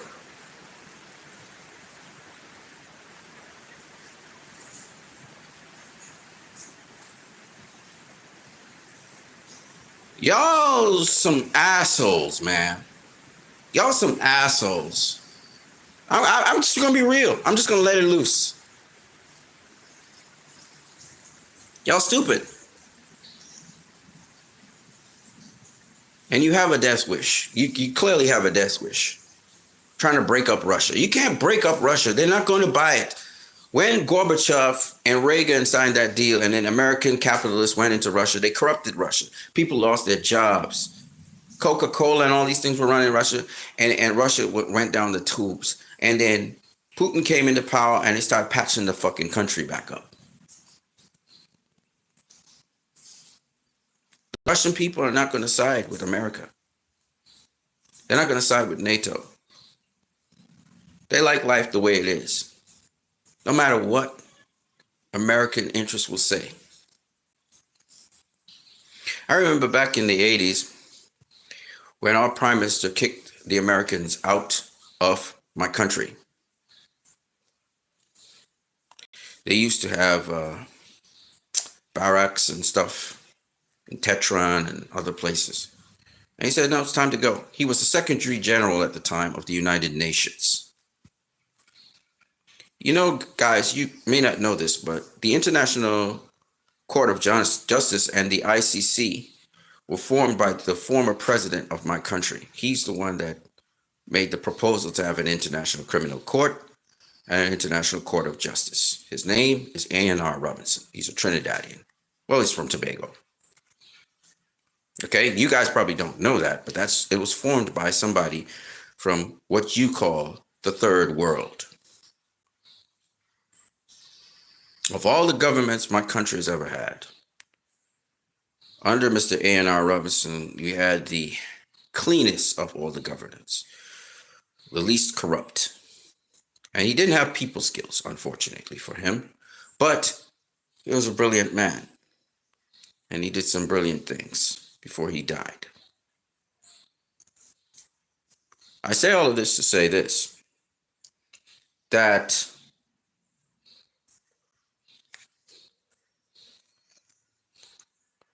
we have too many warmongers out here. That's why we need a president that's a woman.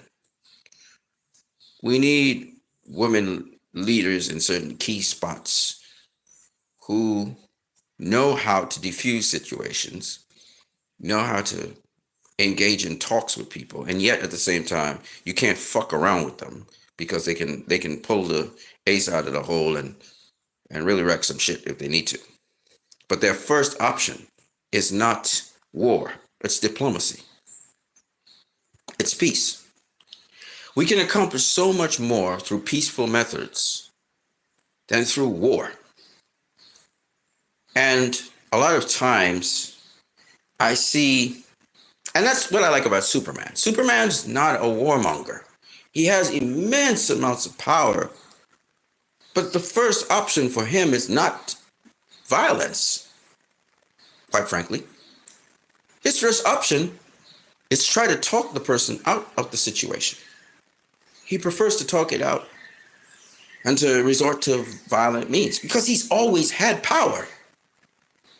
He's always had physical ability, but Superman's more of a person who's more emotion driven, meaning he feels the power of an individual is in controlling their emotions and doing the right thing.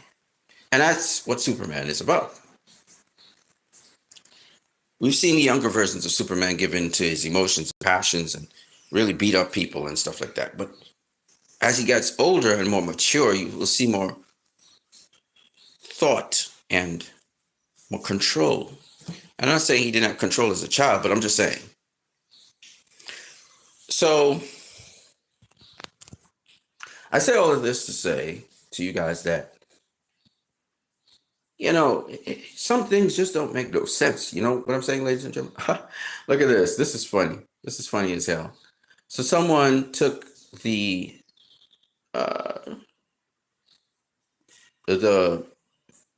actually want to like this. They took the actual movie and they made it into a cartoon, sort of like CS. Fans are very imaginative. I got to give them that.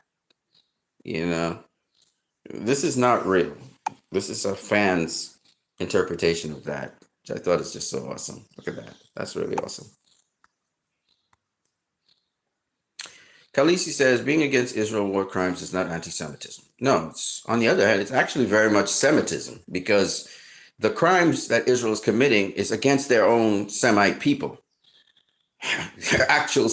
A lot of these people are Semites. You have a lot of Semites inside of Palestine. That's the fucking whack thing about it. It's like they're saying, oh, you're anti-Semitic. What the fuck you mean? I'm very Semitic. What the actions that are happening right now in Palestine are anti-Semitic, you dumbass. And they're racist as well. So there's like double whammy, not to mention the anti-Semitic shit that they're doing to their own people in Israel.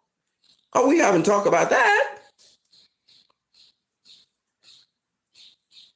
Okay.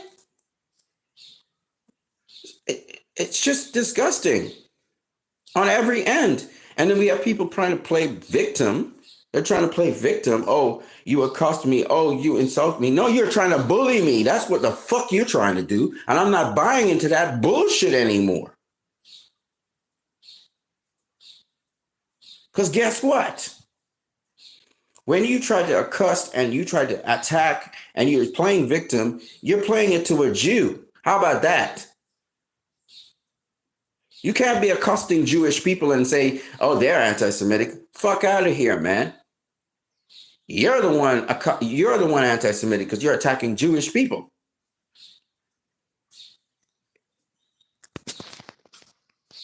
And that's the thing about Zionists. Zionists project on Jewish people and Judaic people that they're self-hating Jews, when the Zionists are the self-hating Jews, because they actually agree with the anti-Semites. They agree with anti-Semitic people that Jews shouldn't be amongst other people of other races. They should be by themselves, which is fucked up. It's very much fucked up. It's like saying, go back to Africa where you came from if you're a U.S. citizen. Or go back to Asia where you came from if you're a U.S. citizen. Well, go back to Israel where you came from if you're a Jewish person. That's bullshit. Fuck out of here with that racist shit.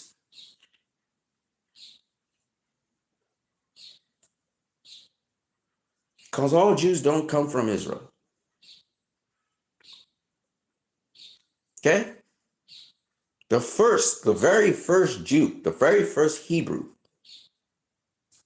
did not live in the land of Israel. Go look it up in the Torah and in the scriptures.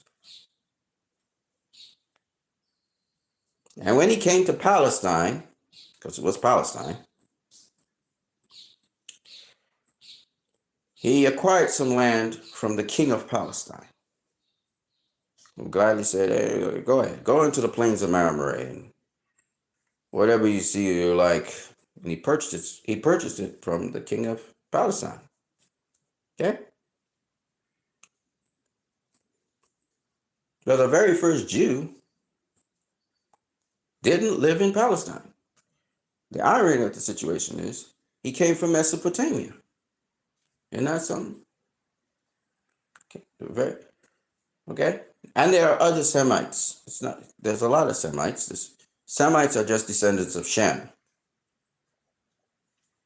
Semites. Okay? And there's a lot of Semites all over the fucking place.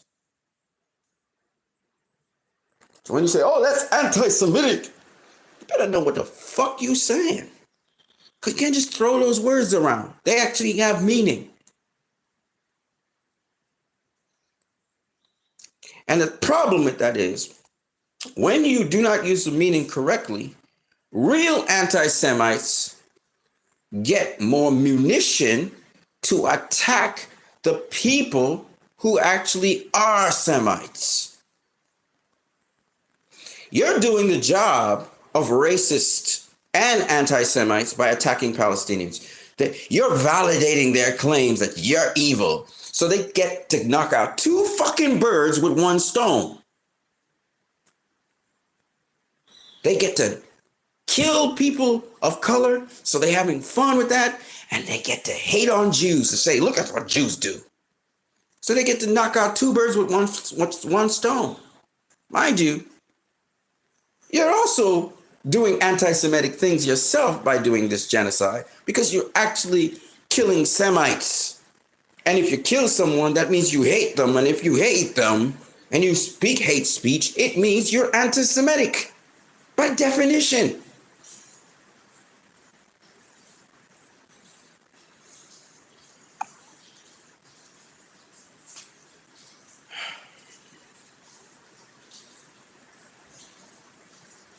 Oh, yo, this is crazy. Warner Brothers just 7 hours ago talked about Eyes Wide Shut. So this is Eyes Wide Shut, ladies and gentlemen. You should check it out.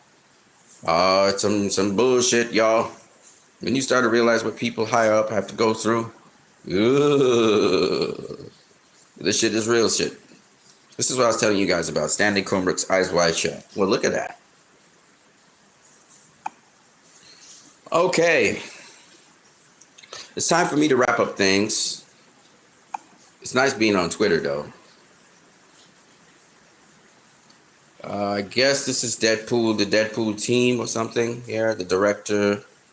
I'm not really interested in Deadpool, I'll be honest with you guys. Again, you guys probably raving, oh, Hugh Jackman, oh yeah, and my boy who's Green Lantern.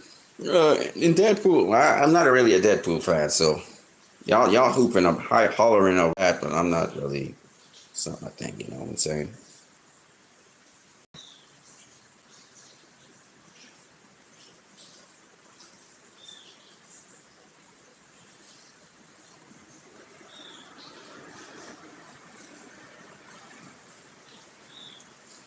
This shit is just disgusting. Hungary's Prime Minister Viktor Orban says the European Union is a brilliant idea, but its implementation has gone wrong. We want the Union of European Nations, not a United States of Europe. You know why this is happening, though? I'm laughing about it because it's funny. It's that everything, the shit's just getting busted open. Like, United States has been a massive funder of, you know, the EU and UN and so on. It's carried the brunt of the burden for a long time, but I think everyone's now. I think the truth's coming out, and everybody's just like totally like the shit's going to shit. Let's just put it that way. It's falling apart. And I think people are like, all right, cool, America, you did a great job leading us to this point, but now you're full of shit in some respects, and we're just not tolerating it anymore. I think that's what's up. And I think there's so much truth coming to light that I think that's what's happening. Now, do I think that the United States of America is still going to be a country that the world will still entertain as something like of a introducing good values and stuff like that? I think so. I think it'll still have some sway, but I just think it's going to have this kind of sway that it had in the past. And I think people are going to take it and move on with other things, and they're going to be like, nah, you're full of shit on this issue. We're not rocking with that. And certain other things, they'll be like, yeah, okay, cool. And they'll go with it. I think the world's, so much truth is coming to light right now that I think we have to deal with it. And it's because of social media that all of this is happening, you know? And the less people allow regulation of social media, like all these countries are trying to contain it and control it so they can have a narrative and they can have power over people. And they're going to learn very quickly that people are going to reject that. And they're going to establish something else. And I think, you know, I remember, I've heard this a number of times actually. People say your opinion doesn't matter.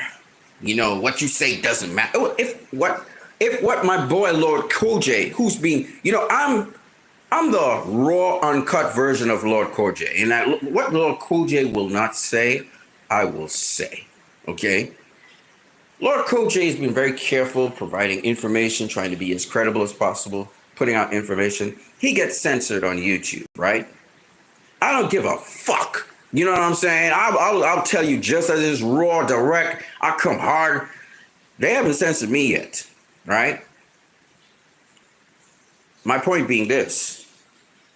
Lord Kojay has been pushing things for Palestine. He's been in activist groups and so on and all that. And they've censored me before, don't get me wrong. They've censored me on YouTube, but I just keep coming back because I'm unstoppable like that, right? I don't give a fuck about them. And I use whatever platforms. Besides that, if YouTube doesn't work out for me, I just use another platform, right? Fuck them. My point anyway is this, that they censor Lord Kojay, who means so much. He means well. He's a kind guy. He's an honest guy. He's trying to play by their rules, right? And he's trying to be a Christian at the same time. A good person, a believer. Understand. He has understanding and stuff. And they censored him, okay? But see, the problem with that is that there are people like me who will behave like complete assholes and let these fuckers know that they don't have any power over us. I'm sorry that I'm cursing like this and I may be behaving like this. And I'm behaving very bad. And some of you listening to this will be like, oh. But sometimes an asshole has to express what good people would not express, okay? And sometimes you have to be an asshole sometimes to let people understand how much what they're doing is wrong.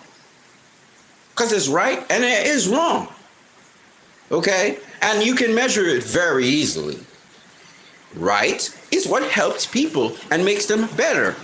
Wrong is what destroys people and makes them worse. It's really that simple. Right? I don't have to get all religio on y'all. You know what's right for you and what's wrong for you. You know that.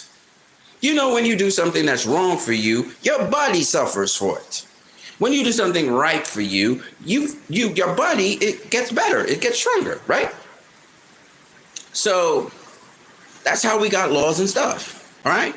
I remember I was just watching last night because I have a boxing channel, and Roy Jones Jr. was saying, you know, he's read all the books and everything, you know, all the different religions and stuff. And he said, and he even though he comes from a Christian background, he said, listen,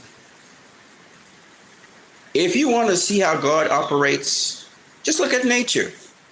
Nature don't change, right? It's been there from the beginning. And look at how nature works, and observe it, and just observe it. And you will see what the laws are to govern life, to govern yourself, to govern other things. Because that's one thing, but you can't say some man wrote it down. You know what I'm saying? You can observe it in real time. And he's right. And the point behind it is that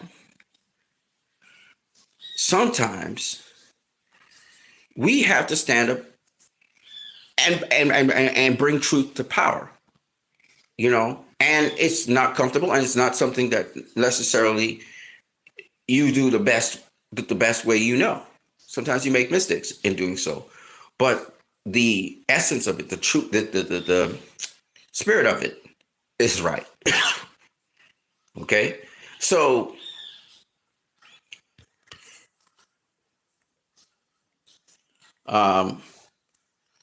when I think of the Snyderverse, this is what I think of.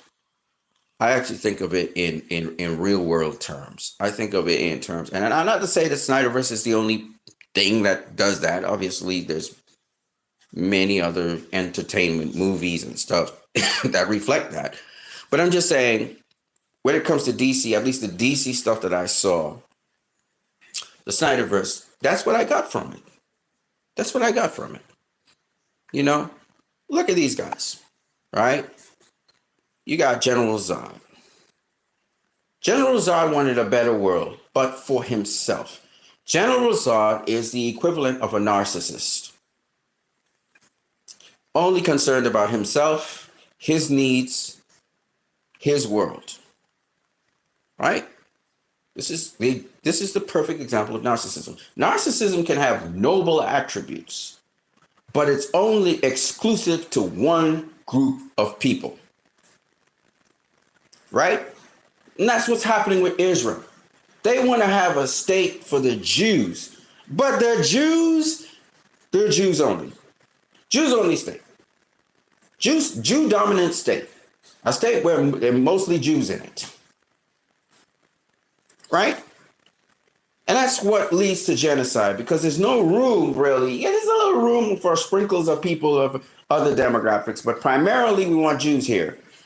And you are fucking up our program by existing, right? That's something Lex Luthor said to Superman, right? He said, I don't hate the sinner, I hate the sin. And your sin is existing, right? BVS. But General Zod wouldn't be General Zod without Feora, his lieutenant. So you had the general and his lieutenant, his right arm, his right hand woman, in this case. Right? She was devout, faithful. Carry out his narcissistic idea. See, narcissism can even look noble. It can look noble.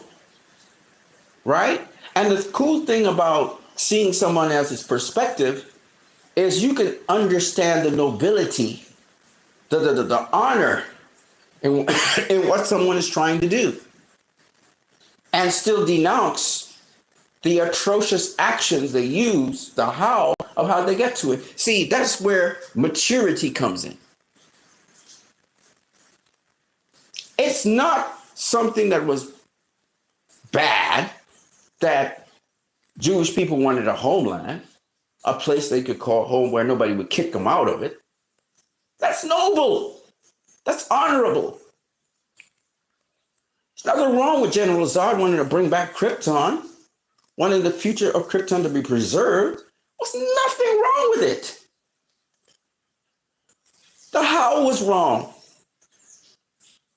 He wanted to wipe out all of humanity, like Israel wants to wipe out all of Palestine, so that he can rebuild this nation called Krypton.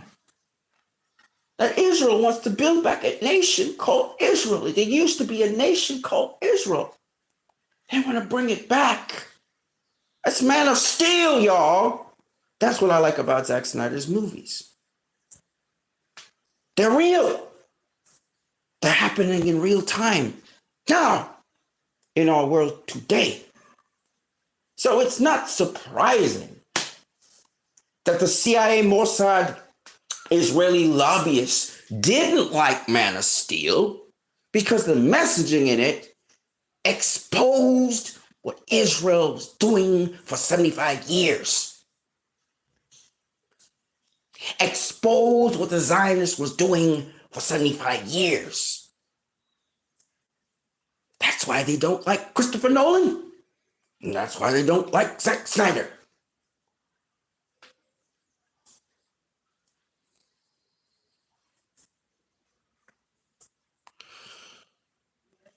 Let's go on. Lex Luthor. Lex Luthor and Doomsday. Two criminals. Lex Luthor is the equivalent of a modern day oligarch.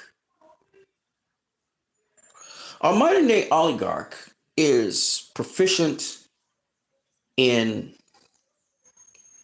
using systems of operation today, politics of operation today, and manipulating these things in media, in entertainment, in the military. The Israeli lobby and their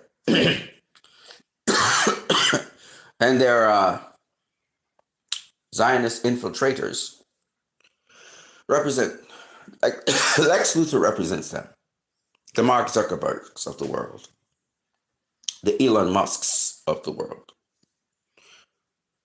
But Zack Snyder doesn't take a positive spin on them as the CIA Mossad propaganda does with Iron Man. No, he takes a negative spin on them. And this is why Hollywood, excuse me, this is why Hollywood and the CIA Mossad narrative do not like, excuse me, I just acid reflux, trying to choke me out right now. Do not take happily to how Zack portrayed Lex Luthor. It's not just the sort of crazy way that Mark Zuckerberg, who is a Jewish person, by the way. I'm not Mark Zuckerberg, my bad. Jesse Eisenberg. Jesse Eisenberg actually is Jewish. I don't know if he's Zionist. Excuse me, if he's a Zionist, but he's a well-read guy, very intelligent man. Jesse Eisenberg. I don't know if he's a Zionist. I don't know if Gal's a Zionist, but she does work with the IDF very closely, and she does circulate propaganda for the IDF, even though she does have a heart for Palestinians as well, even though she was censored when she put out the stuff about the Palestinians. She's more left-wing as an Israeli. And unfortunately for her, she's been in a little bit of sting of late. and I guess they wanted her to set out the propaganda concerning the idea and what happened on October 7th. But Gal is Jewish, as is Jesse Eisenberg, by the way. Harrison Ford is a Jew as well. There's a lot of Jews all around. And again, I don't have anything against them. If they're a Zionist, I will debate and argue with them why I don't think that that's a good stance. Okay? So Jesse Eisenberg was embodying more than meets the eye. And for the people in the know, whether Zach intentionally did this or not, it made Zach out of favor with the establishment. See, even if you look at the CIA in Black Panther, the CIA is seen in a positive light. In Batman v Superman, the CIA is seen in a negative light. Now, mind you, the guys on the ground who are CIA agents were telling the guys behind the little buttons and stuff, hey man, don't send a drone to kill everybody there. We have friendlies in there. And they were still going to kill everybody and the friendlies, right? Which is a Hannibal directive kind of thing that the Israelis and the IOF do. So you will see that the CIA kind of operates like Mossad and like the IOF. They just kill everybody. If something goes bad, they just kill everybody. And this is not new, okay? Back in the 80s, they say, disclaimer, if the operation goes bad, we're just going to blow up everything, right? So this is not surprising, but yet at the same time, it's not flattering. And I've put out a lot of stuff on Twitter showing that the CIA always tries to have a good image to promote them so that if they need recruits or whether they're seen in a good light.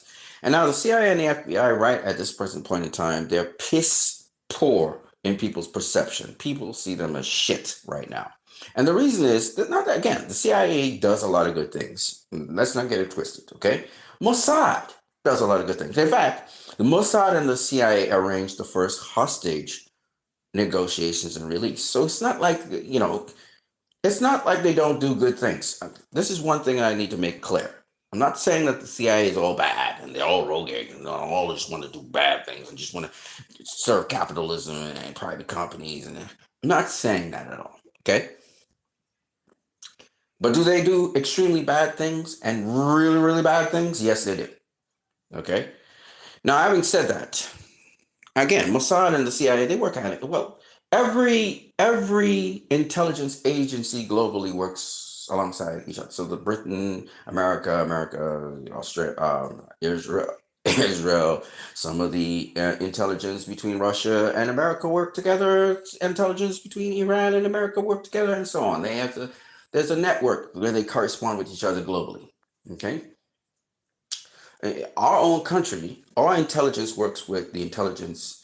We can call the intelligence in the UK, we could call the intelligence in the America if we need to work together and coordinate something. So it's not like intelligence is limited to one place or one venue or one event. And it's not as in the intelligence community, everybody tries to work with everybody where they can. Even opposing sides, because to make negotiations, to make deals happen, to make peace agreements happen, you have to work through, intelligence has to work through different places. So Egypt has its own intelligence and so on and so on and so on. So Saudi Arabia, Qatar and Egypt, and I believe it's Qatar, Egypt, Mossad and the CIA, they're all working together to try and make an agreement for another ceasefire and hostage exchange in Gaza. So intelligence agencies, what a lot of people don't realize is intelligence agencies work. They work, it's just cooperation. Okay. So I'm saying all of this just to say this, that, it's not necessarily that, because the world of intelligence is different, right? It's different to the world of civilian life or army life, military life. It's different, right? So you have to understand that when I say CIA or Mossad involved in diabolical things, which they are very much involved in, no matter their ulterior motive, you have to understand the people that control the world, they're mostly in intelligence, okay? Because it's all about information and recording information. And it's also in people who have corporations, multi-corporations. So the multi-corporations, which are owned by families, they control most of the stuff that happens in the world and intelligence. That's why, to me, it's really stupid that this war is even happening, because they should have already figured out. But I think it's because of the motive. So it depends on what goal you're striving towards. Your intelligence will work out to achieve that end. If the goals are not lofty, if they're, like I said, narcissistic goals, then that's why, you end up with what you end up with. Okay. So yes, Lex Luthor is a narcissist also, as General Zod, but he's a very smart, cunning narcissist. And because of that, and because he is, somebody like a Mark Zuckerberg, but yet at the same time, he's able to manipulate and control all resources. So the news media outlets, entertainment, the military, he's got his hands in almost everything. And that's how I got to give it to them. It's brilliant. That's how the Israeli lobby worked. They worked to get their hands in every single aspect of American existence. And they have people at the top of each of these things. And this is why now they're trying to really influence the public. They are even trying to force the public to believe what they want them to believe their narrative. It's not working. It's backfiring. And because the population and the fact that social media is there is so strong, it's hard to combat.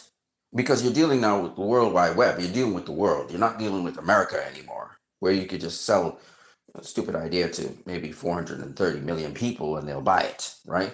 And people are not naive anymore. People are very skeptical of things, So this is another reason. But Lex Luthor epitomizes that in BVS. Strike number 2 against Zack Snyder, okay? And he makes something called Doomsday, which is a metaphor for the doomsday that's happening in Gaza right now. It's like a doomsday happening there. And it's up to Superman to stop doomsday. But in trying to stop doomsday, Superman dies. Which, again, feels very much like the situation we're in right now, where a lot of people are behaving like Superman and their careers are getting cut short and they're getting censored, they're getting banned, like Mr. Lucas, who got banned recently.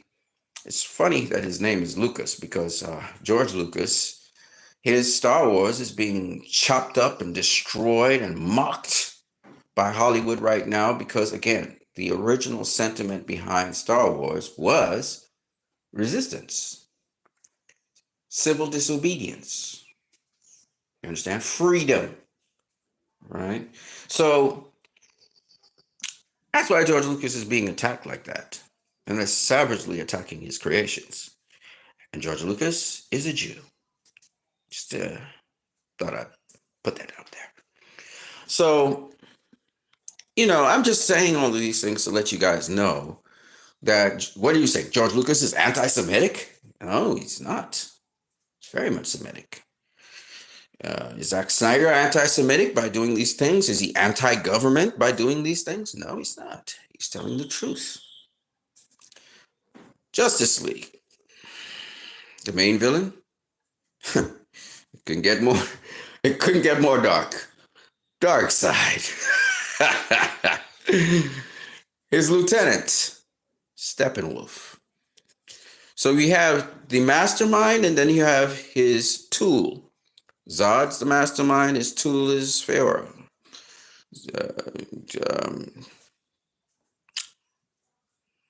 Luthor is the mastermind, his tool is Doomsday.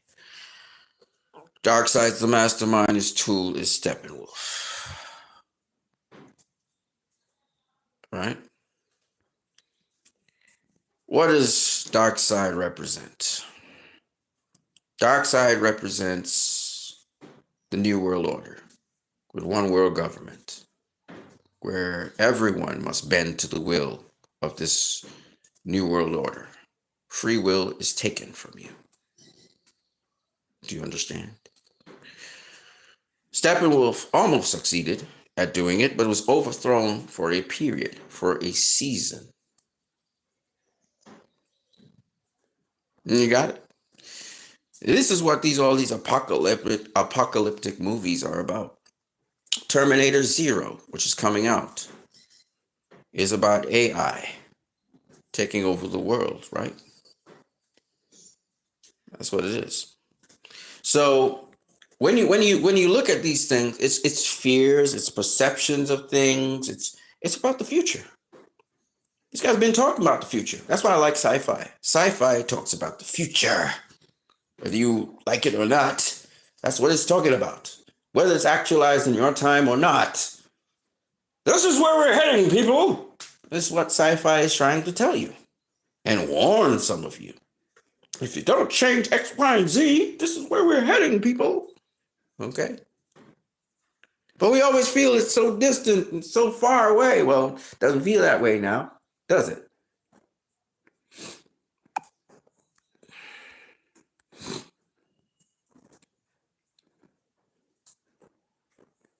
Look at this madness that's going on.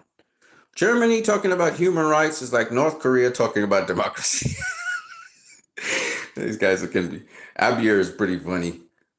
She says, the German parliament bans red inverted triangle symbol.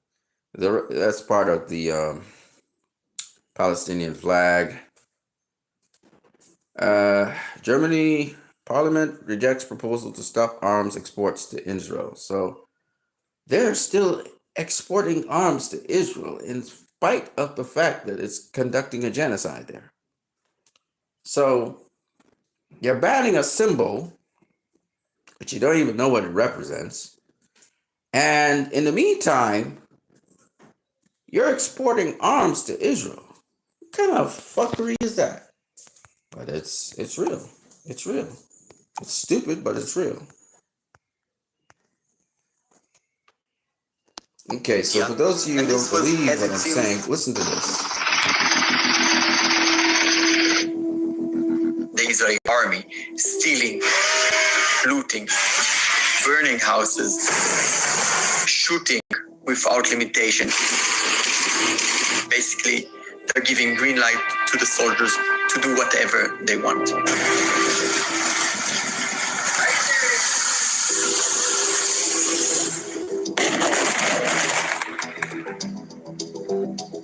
They described it that many times they would shoot for fun, out of being bored, just to awaken the area to see if there's anything there. One soldier said that even if you had a small sense of fear, you could shoot. You didn't have to justify it. Nobody would ask questions.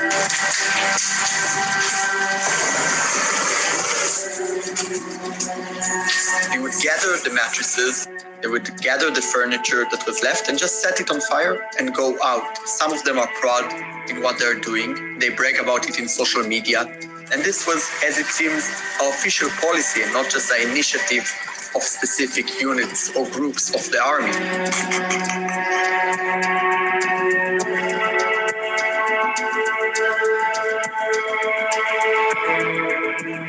I think the fact that Israeli politicians called for revenge from day one went down and gave also this feeling of support to the commanders and to the soldiers that they have impunity.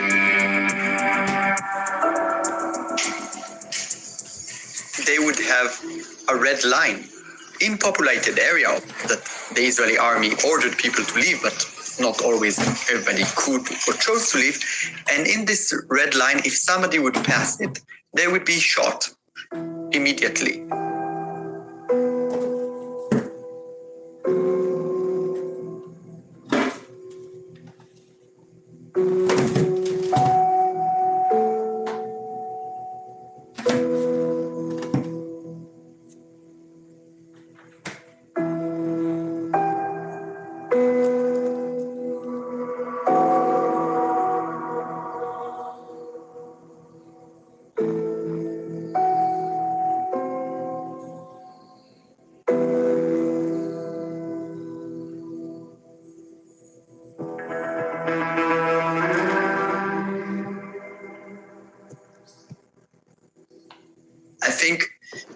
the Israeli media also doesn't report about the horrific situation in Gaza. Many people in the Israeli public were surprised from the ICJ case or from the protests across Europe in the US campuses because they're not exposed to this reality.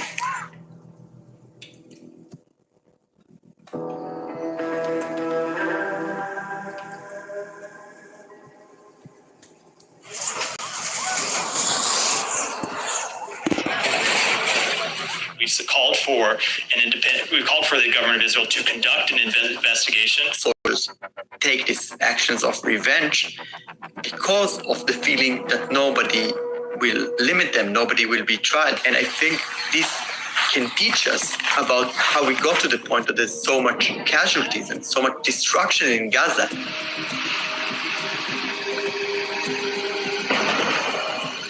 I think it should bother every person around the world, and especially young people, because this is the future we are going to. If this is acceptable, this could be acceptable in every country and every warfare in the future.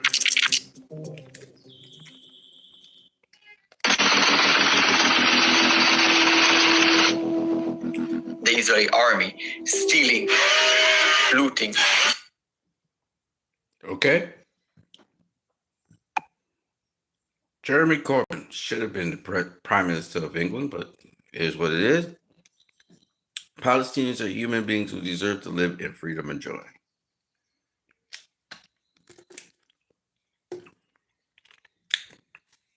They call him anti-Semitic.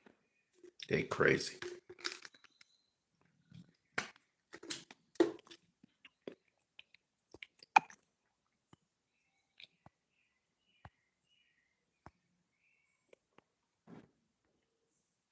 John Cusack, no chance Secret Service allowed this to happen, but they did. Because Mr. John Cusack, who is actually an actor and is also Jewish,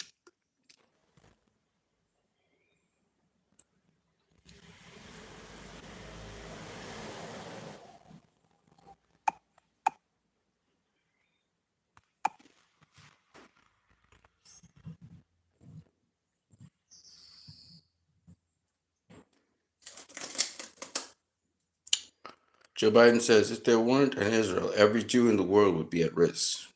Israel, watch this. Zionist forces brutally assault Orthodox Jews in the street of Jerusalem for opposing genocide in Gaza. Haven't seen this kind of state violence against Jews since Nazi Germany. Now, mind you, I just told you guys, they've been imprisoning Jews. They have been, as you can see here, violently beating up Jews, etc., etc. Okay? I'm just letting you know. That there's a lot of Israelis. A lot of Israelis. It's not no small number. They like to say it's a minority. That's bullshit. There's a lot of Israelis who do not approve this war. They're not being heard, but they're there. They're just being quiet.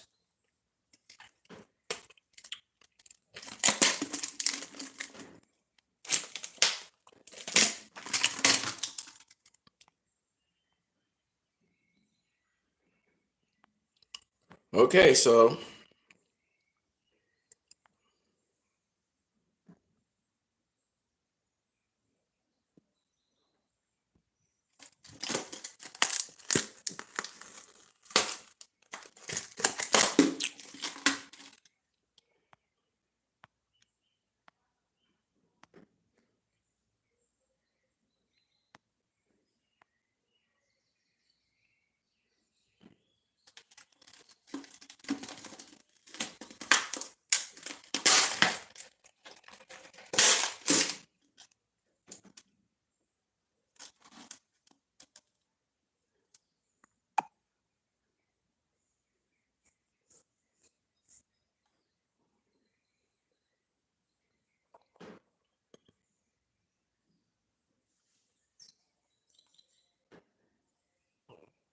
just want to show you a little bit of corruption here.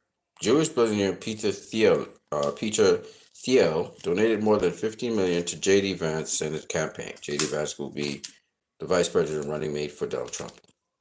Personally escorted Vance to the Mar-a-Lago to patch over his former Never Trump stance. He was a Never Trump guy. Peter Thiel owns Palantir, which uses its artificial intelligence technology to target over 45,000 Palestinians, with the majority being innocent women and children. Palantir landed multiple billion-dollar contracts with Israel, including Project Nimbus and Lavender. J.D. Vance, on his first day as Trump's running mate, stated America needs to go to war against Iran. War with Iran would equate to billions of dollars in profit for Peter Thiel and Palantir, the Jewish guy. Now, let me make it abundantly clear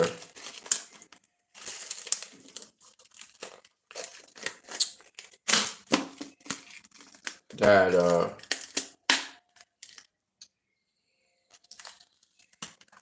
war equates to money for people in the military complex.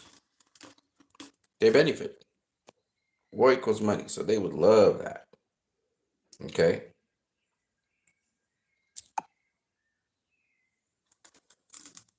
They don't care that people's lives are going to end. They're only interested in using their technology to narcissistically, as usual, advance their lives and their careers. Okay? They don't care about actually using it to benefit humanity. All right?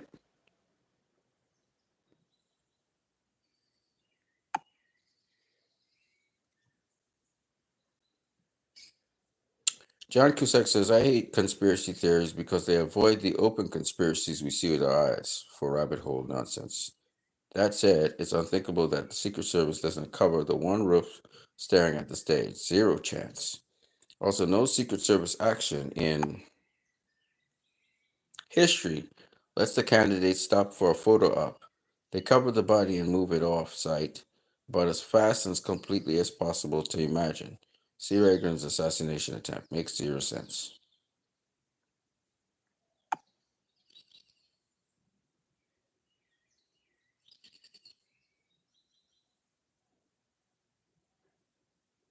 So now it says, remember when DC showed up to Comic-Con and there was actual hype?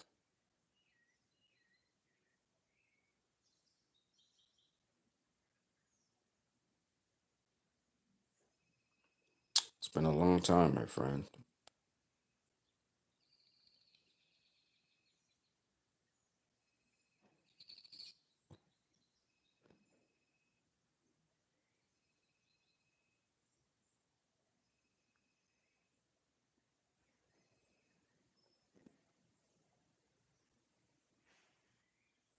To set a thriller.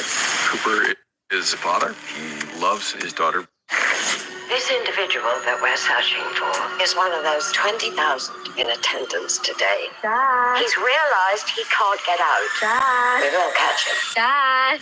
I'll be right back. Trap. It's very new and different than my other movies.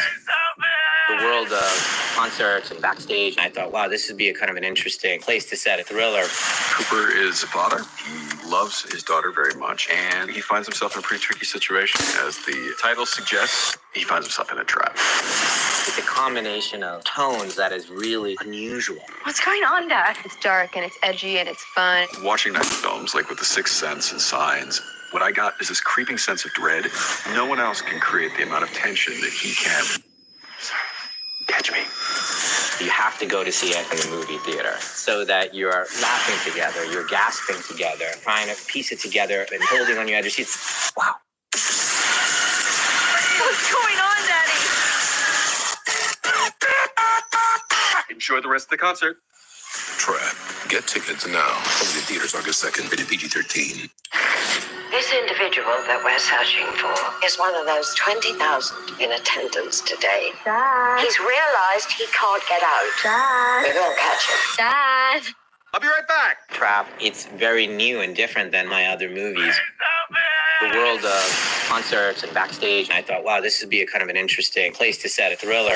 Cooper is a father. He loves his daughter very much, and he finds himself in a pretty tricky situation. As the title suggests, he finds himself in a trap. It's a combination of tones that is really unusual. What's going on, Dad? It's dark and it's edgy and it's fun. Watching Knight's films, like with The Sixth Sense and Signs, what I got is this creeping sense of dread. No one else can create the amount of tension that he can. So, catch me. You have to go to see it in the movie theater so that you're laughing together, you're gasping together, trying to piece it together and holding on your edge of your seats. Wow. What's going on, Daddy? Enjoy the rest of the concert. Trap. Get tickets now. Only in theaters August 2nd. Rated PG-13.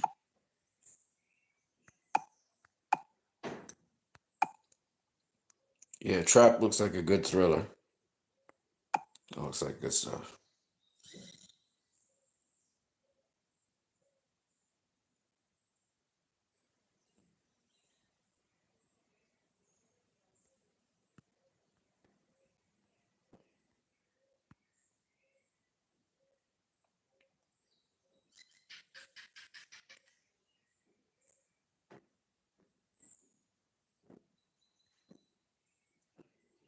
Dr. Jill Stein says, Jason Cole has been an amazing Team Jill Stein campaign manager. Please follow and support his campaign as well. Every dollar helps.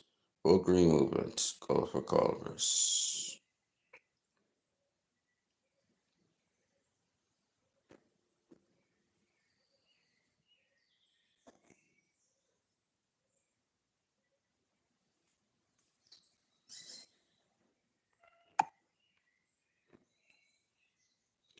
Jason Cole says, look at this. The progressive Dem in my race to unseat the AIPAC war machine and fossil fuel funded incumbent in WA02 still has not filed an FEC report.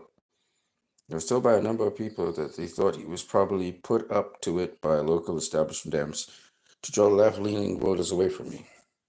I was really hoping it wasn't true, but this does not look good on that score. Please donate now. Ballots drop this Friday, and I'm the clear front runner for the second place. I'm moving on to the general election where I can beat the incumbent head-to-head in November. Interesting.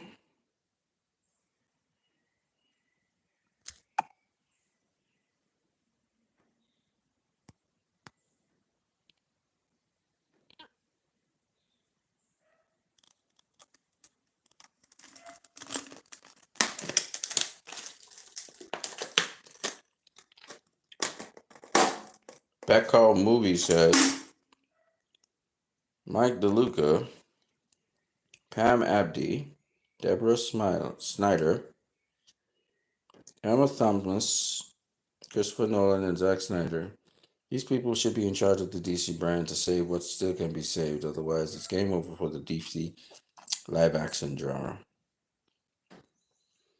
WBD, Universal Picks, Netflix, restore the Snyderverse.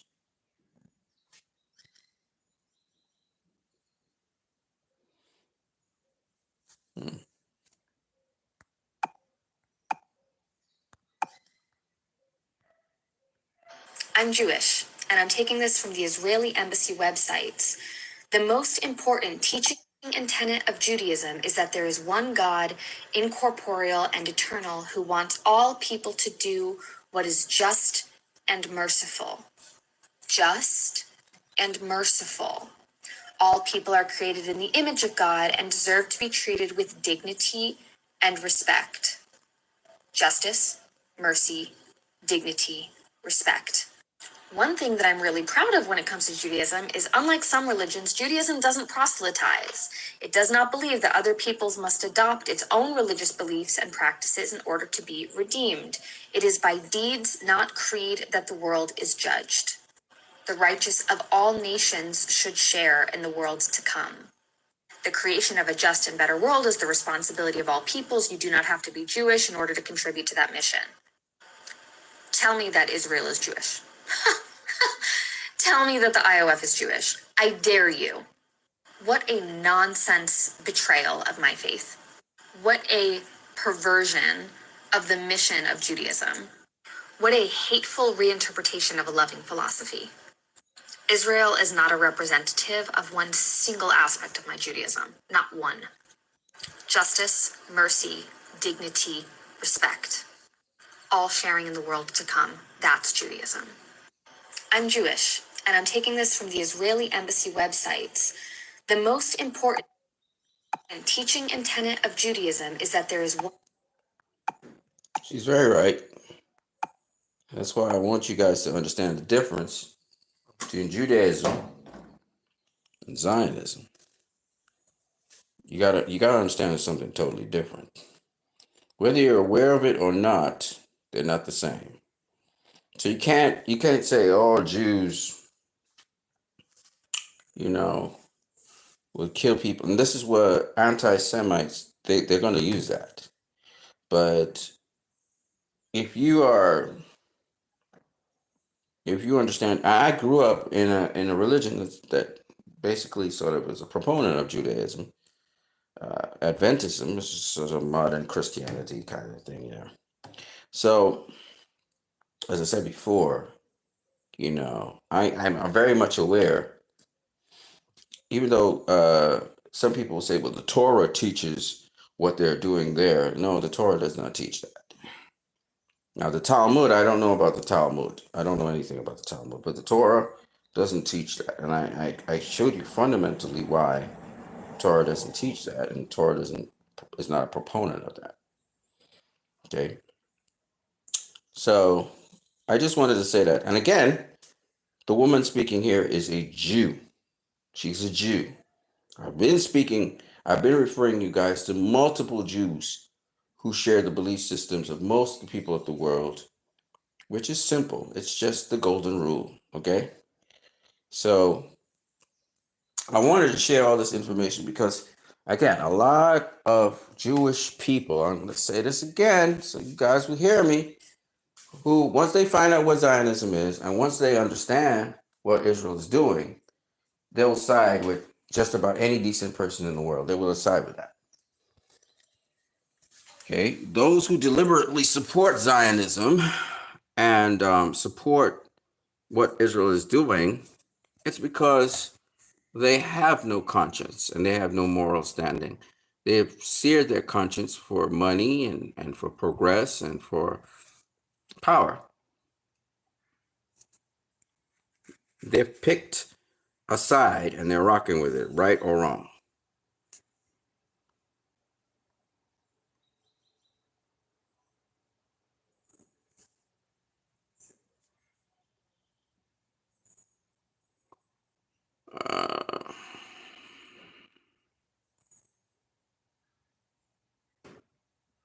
Germany is on the wrong side of history again. This isn't Germany in 1943. This is Germany in 2024.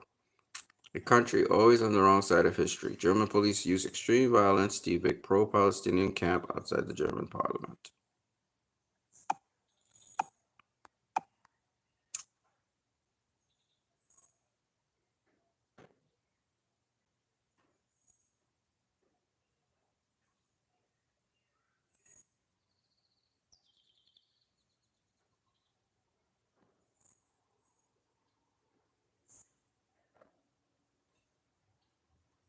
It's weird how similar the violence that we just saw in Germany is with the violence online. I enjoy Batman v Superman. The critics coming to attack you. Marvel fanboys punching him. Random troll. People who haven't seen the movie, they're all attacking the person who said they enjoy it. Kind of weird how similar these things are. All right, people. I've taken up enough of your time.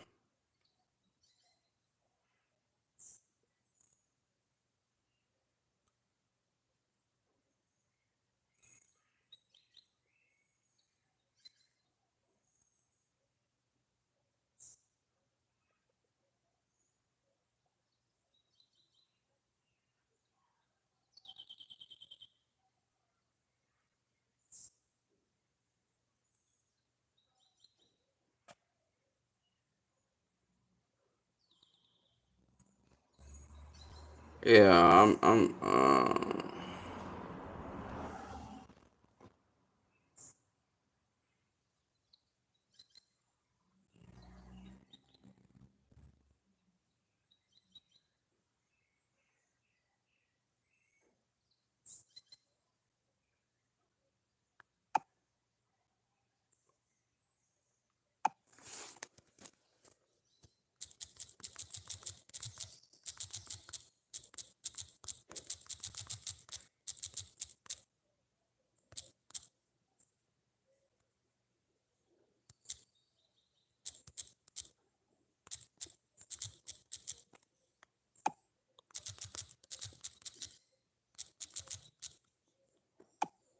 You can see what I just typed. All right, people. It's time for me to wrap up here. Been talking for a good period of time. It's time to shut it down. Again, thanks for all the support, people. Let me see what comments you guys have there, because I haven't actually looked at the comments. Anything extra here? Gotta go, bro. Great stream. That would be my boy Leroy Kong. Shout out to Leroy Kong in there. Just showing you guys a couple things here. Ray McGovern on the failed assassination of Donald Trump. You guys should check that out. Mehdi Hassan talking about the arrogant, narcissistic Michael Moore slams Biden for staying in the race. Colonel Harry Wilkinson says assassination of Donald Trump, Ukraine collapsing, Israel has lost. Again, this military official, great guy. You really should listen to his stuff. It's just a song. We're all in this thing together by Luciano. It's kind of like a reggae artist. All right, people. I'm not gonna. This is my brother War, talking about God Saved My Life story time. Really cool stuff. But I'll catch you guys later. I am Christ I Am Disciple. You guys have a blessed day. I'm out of here.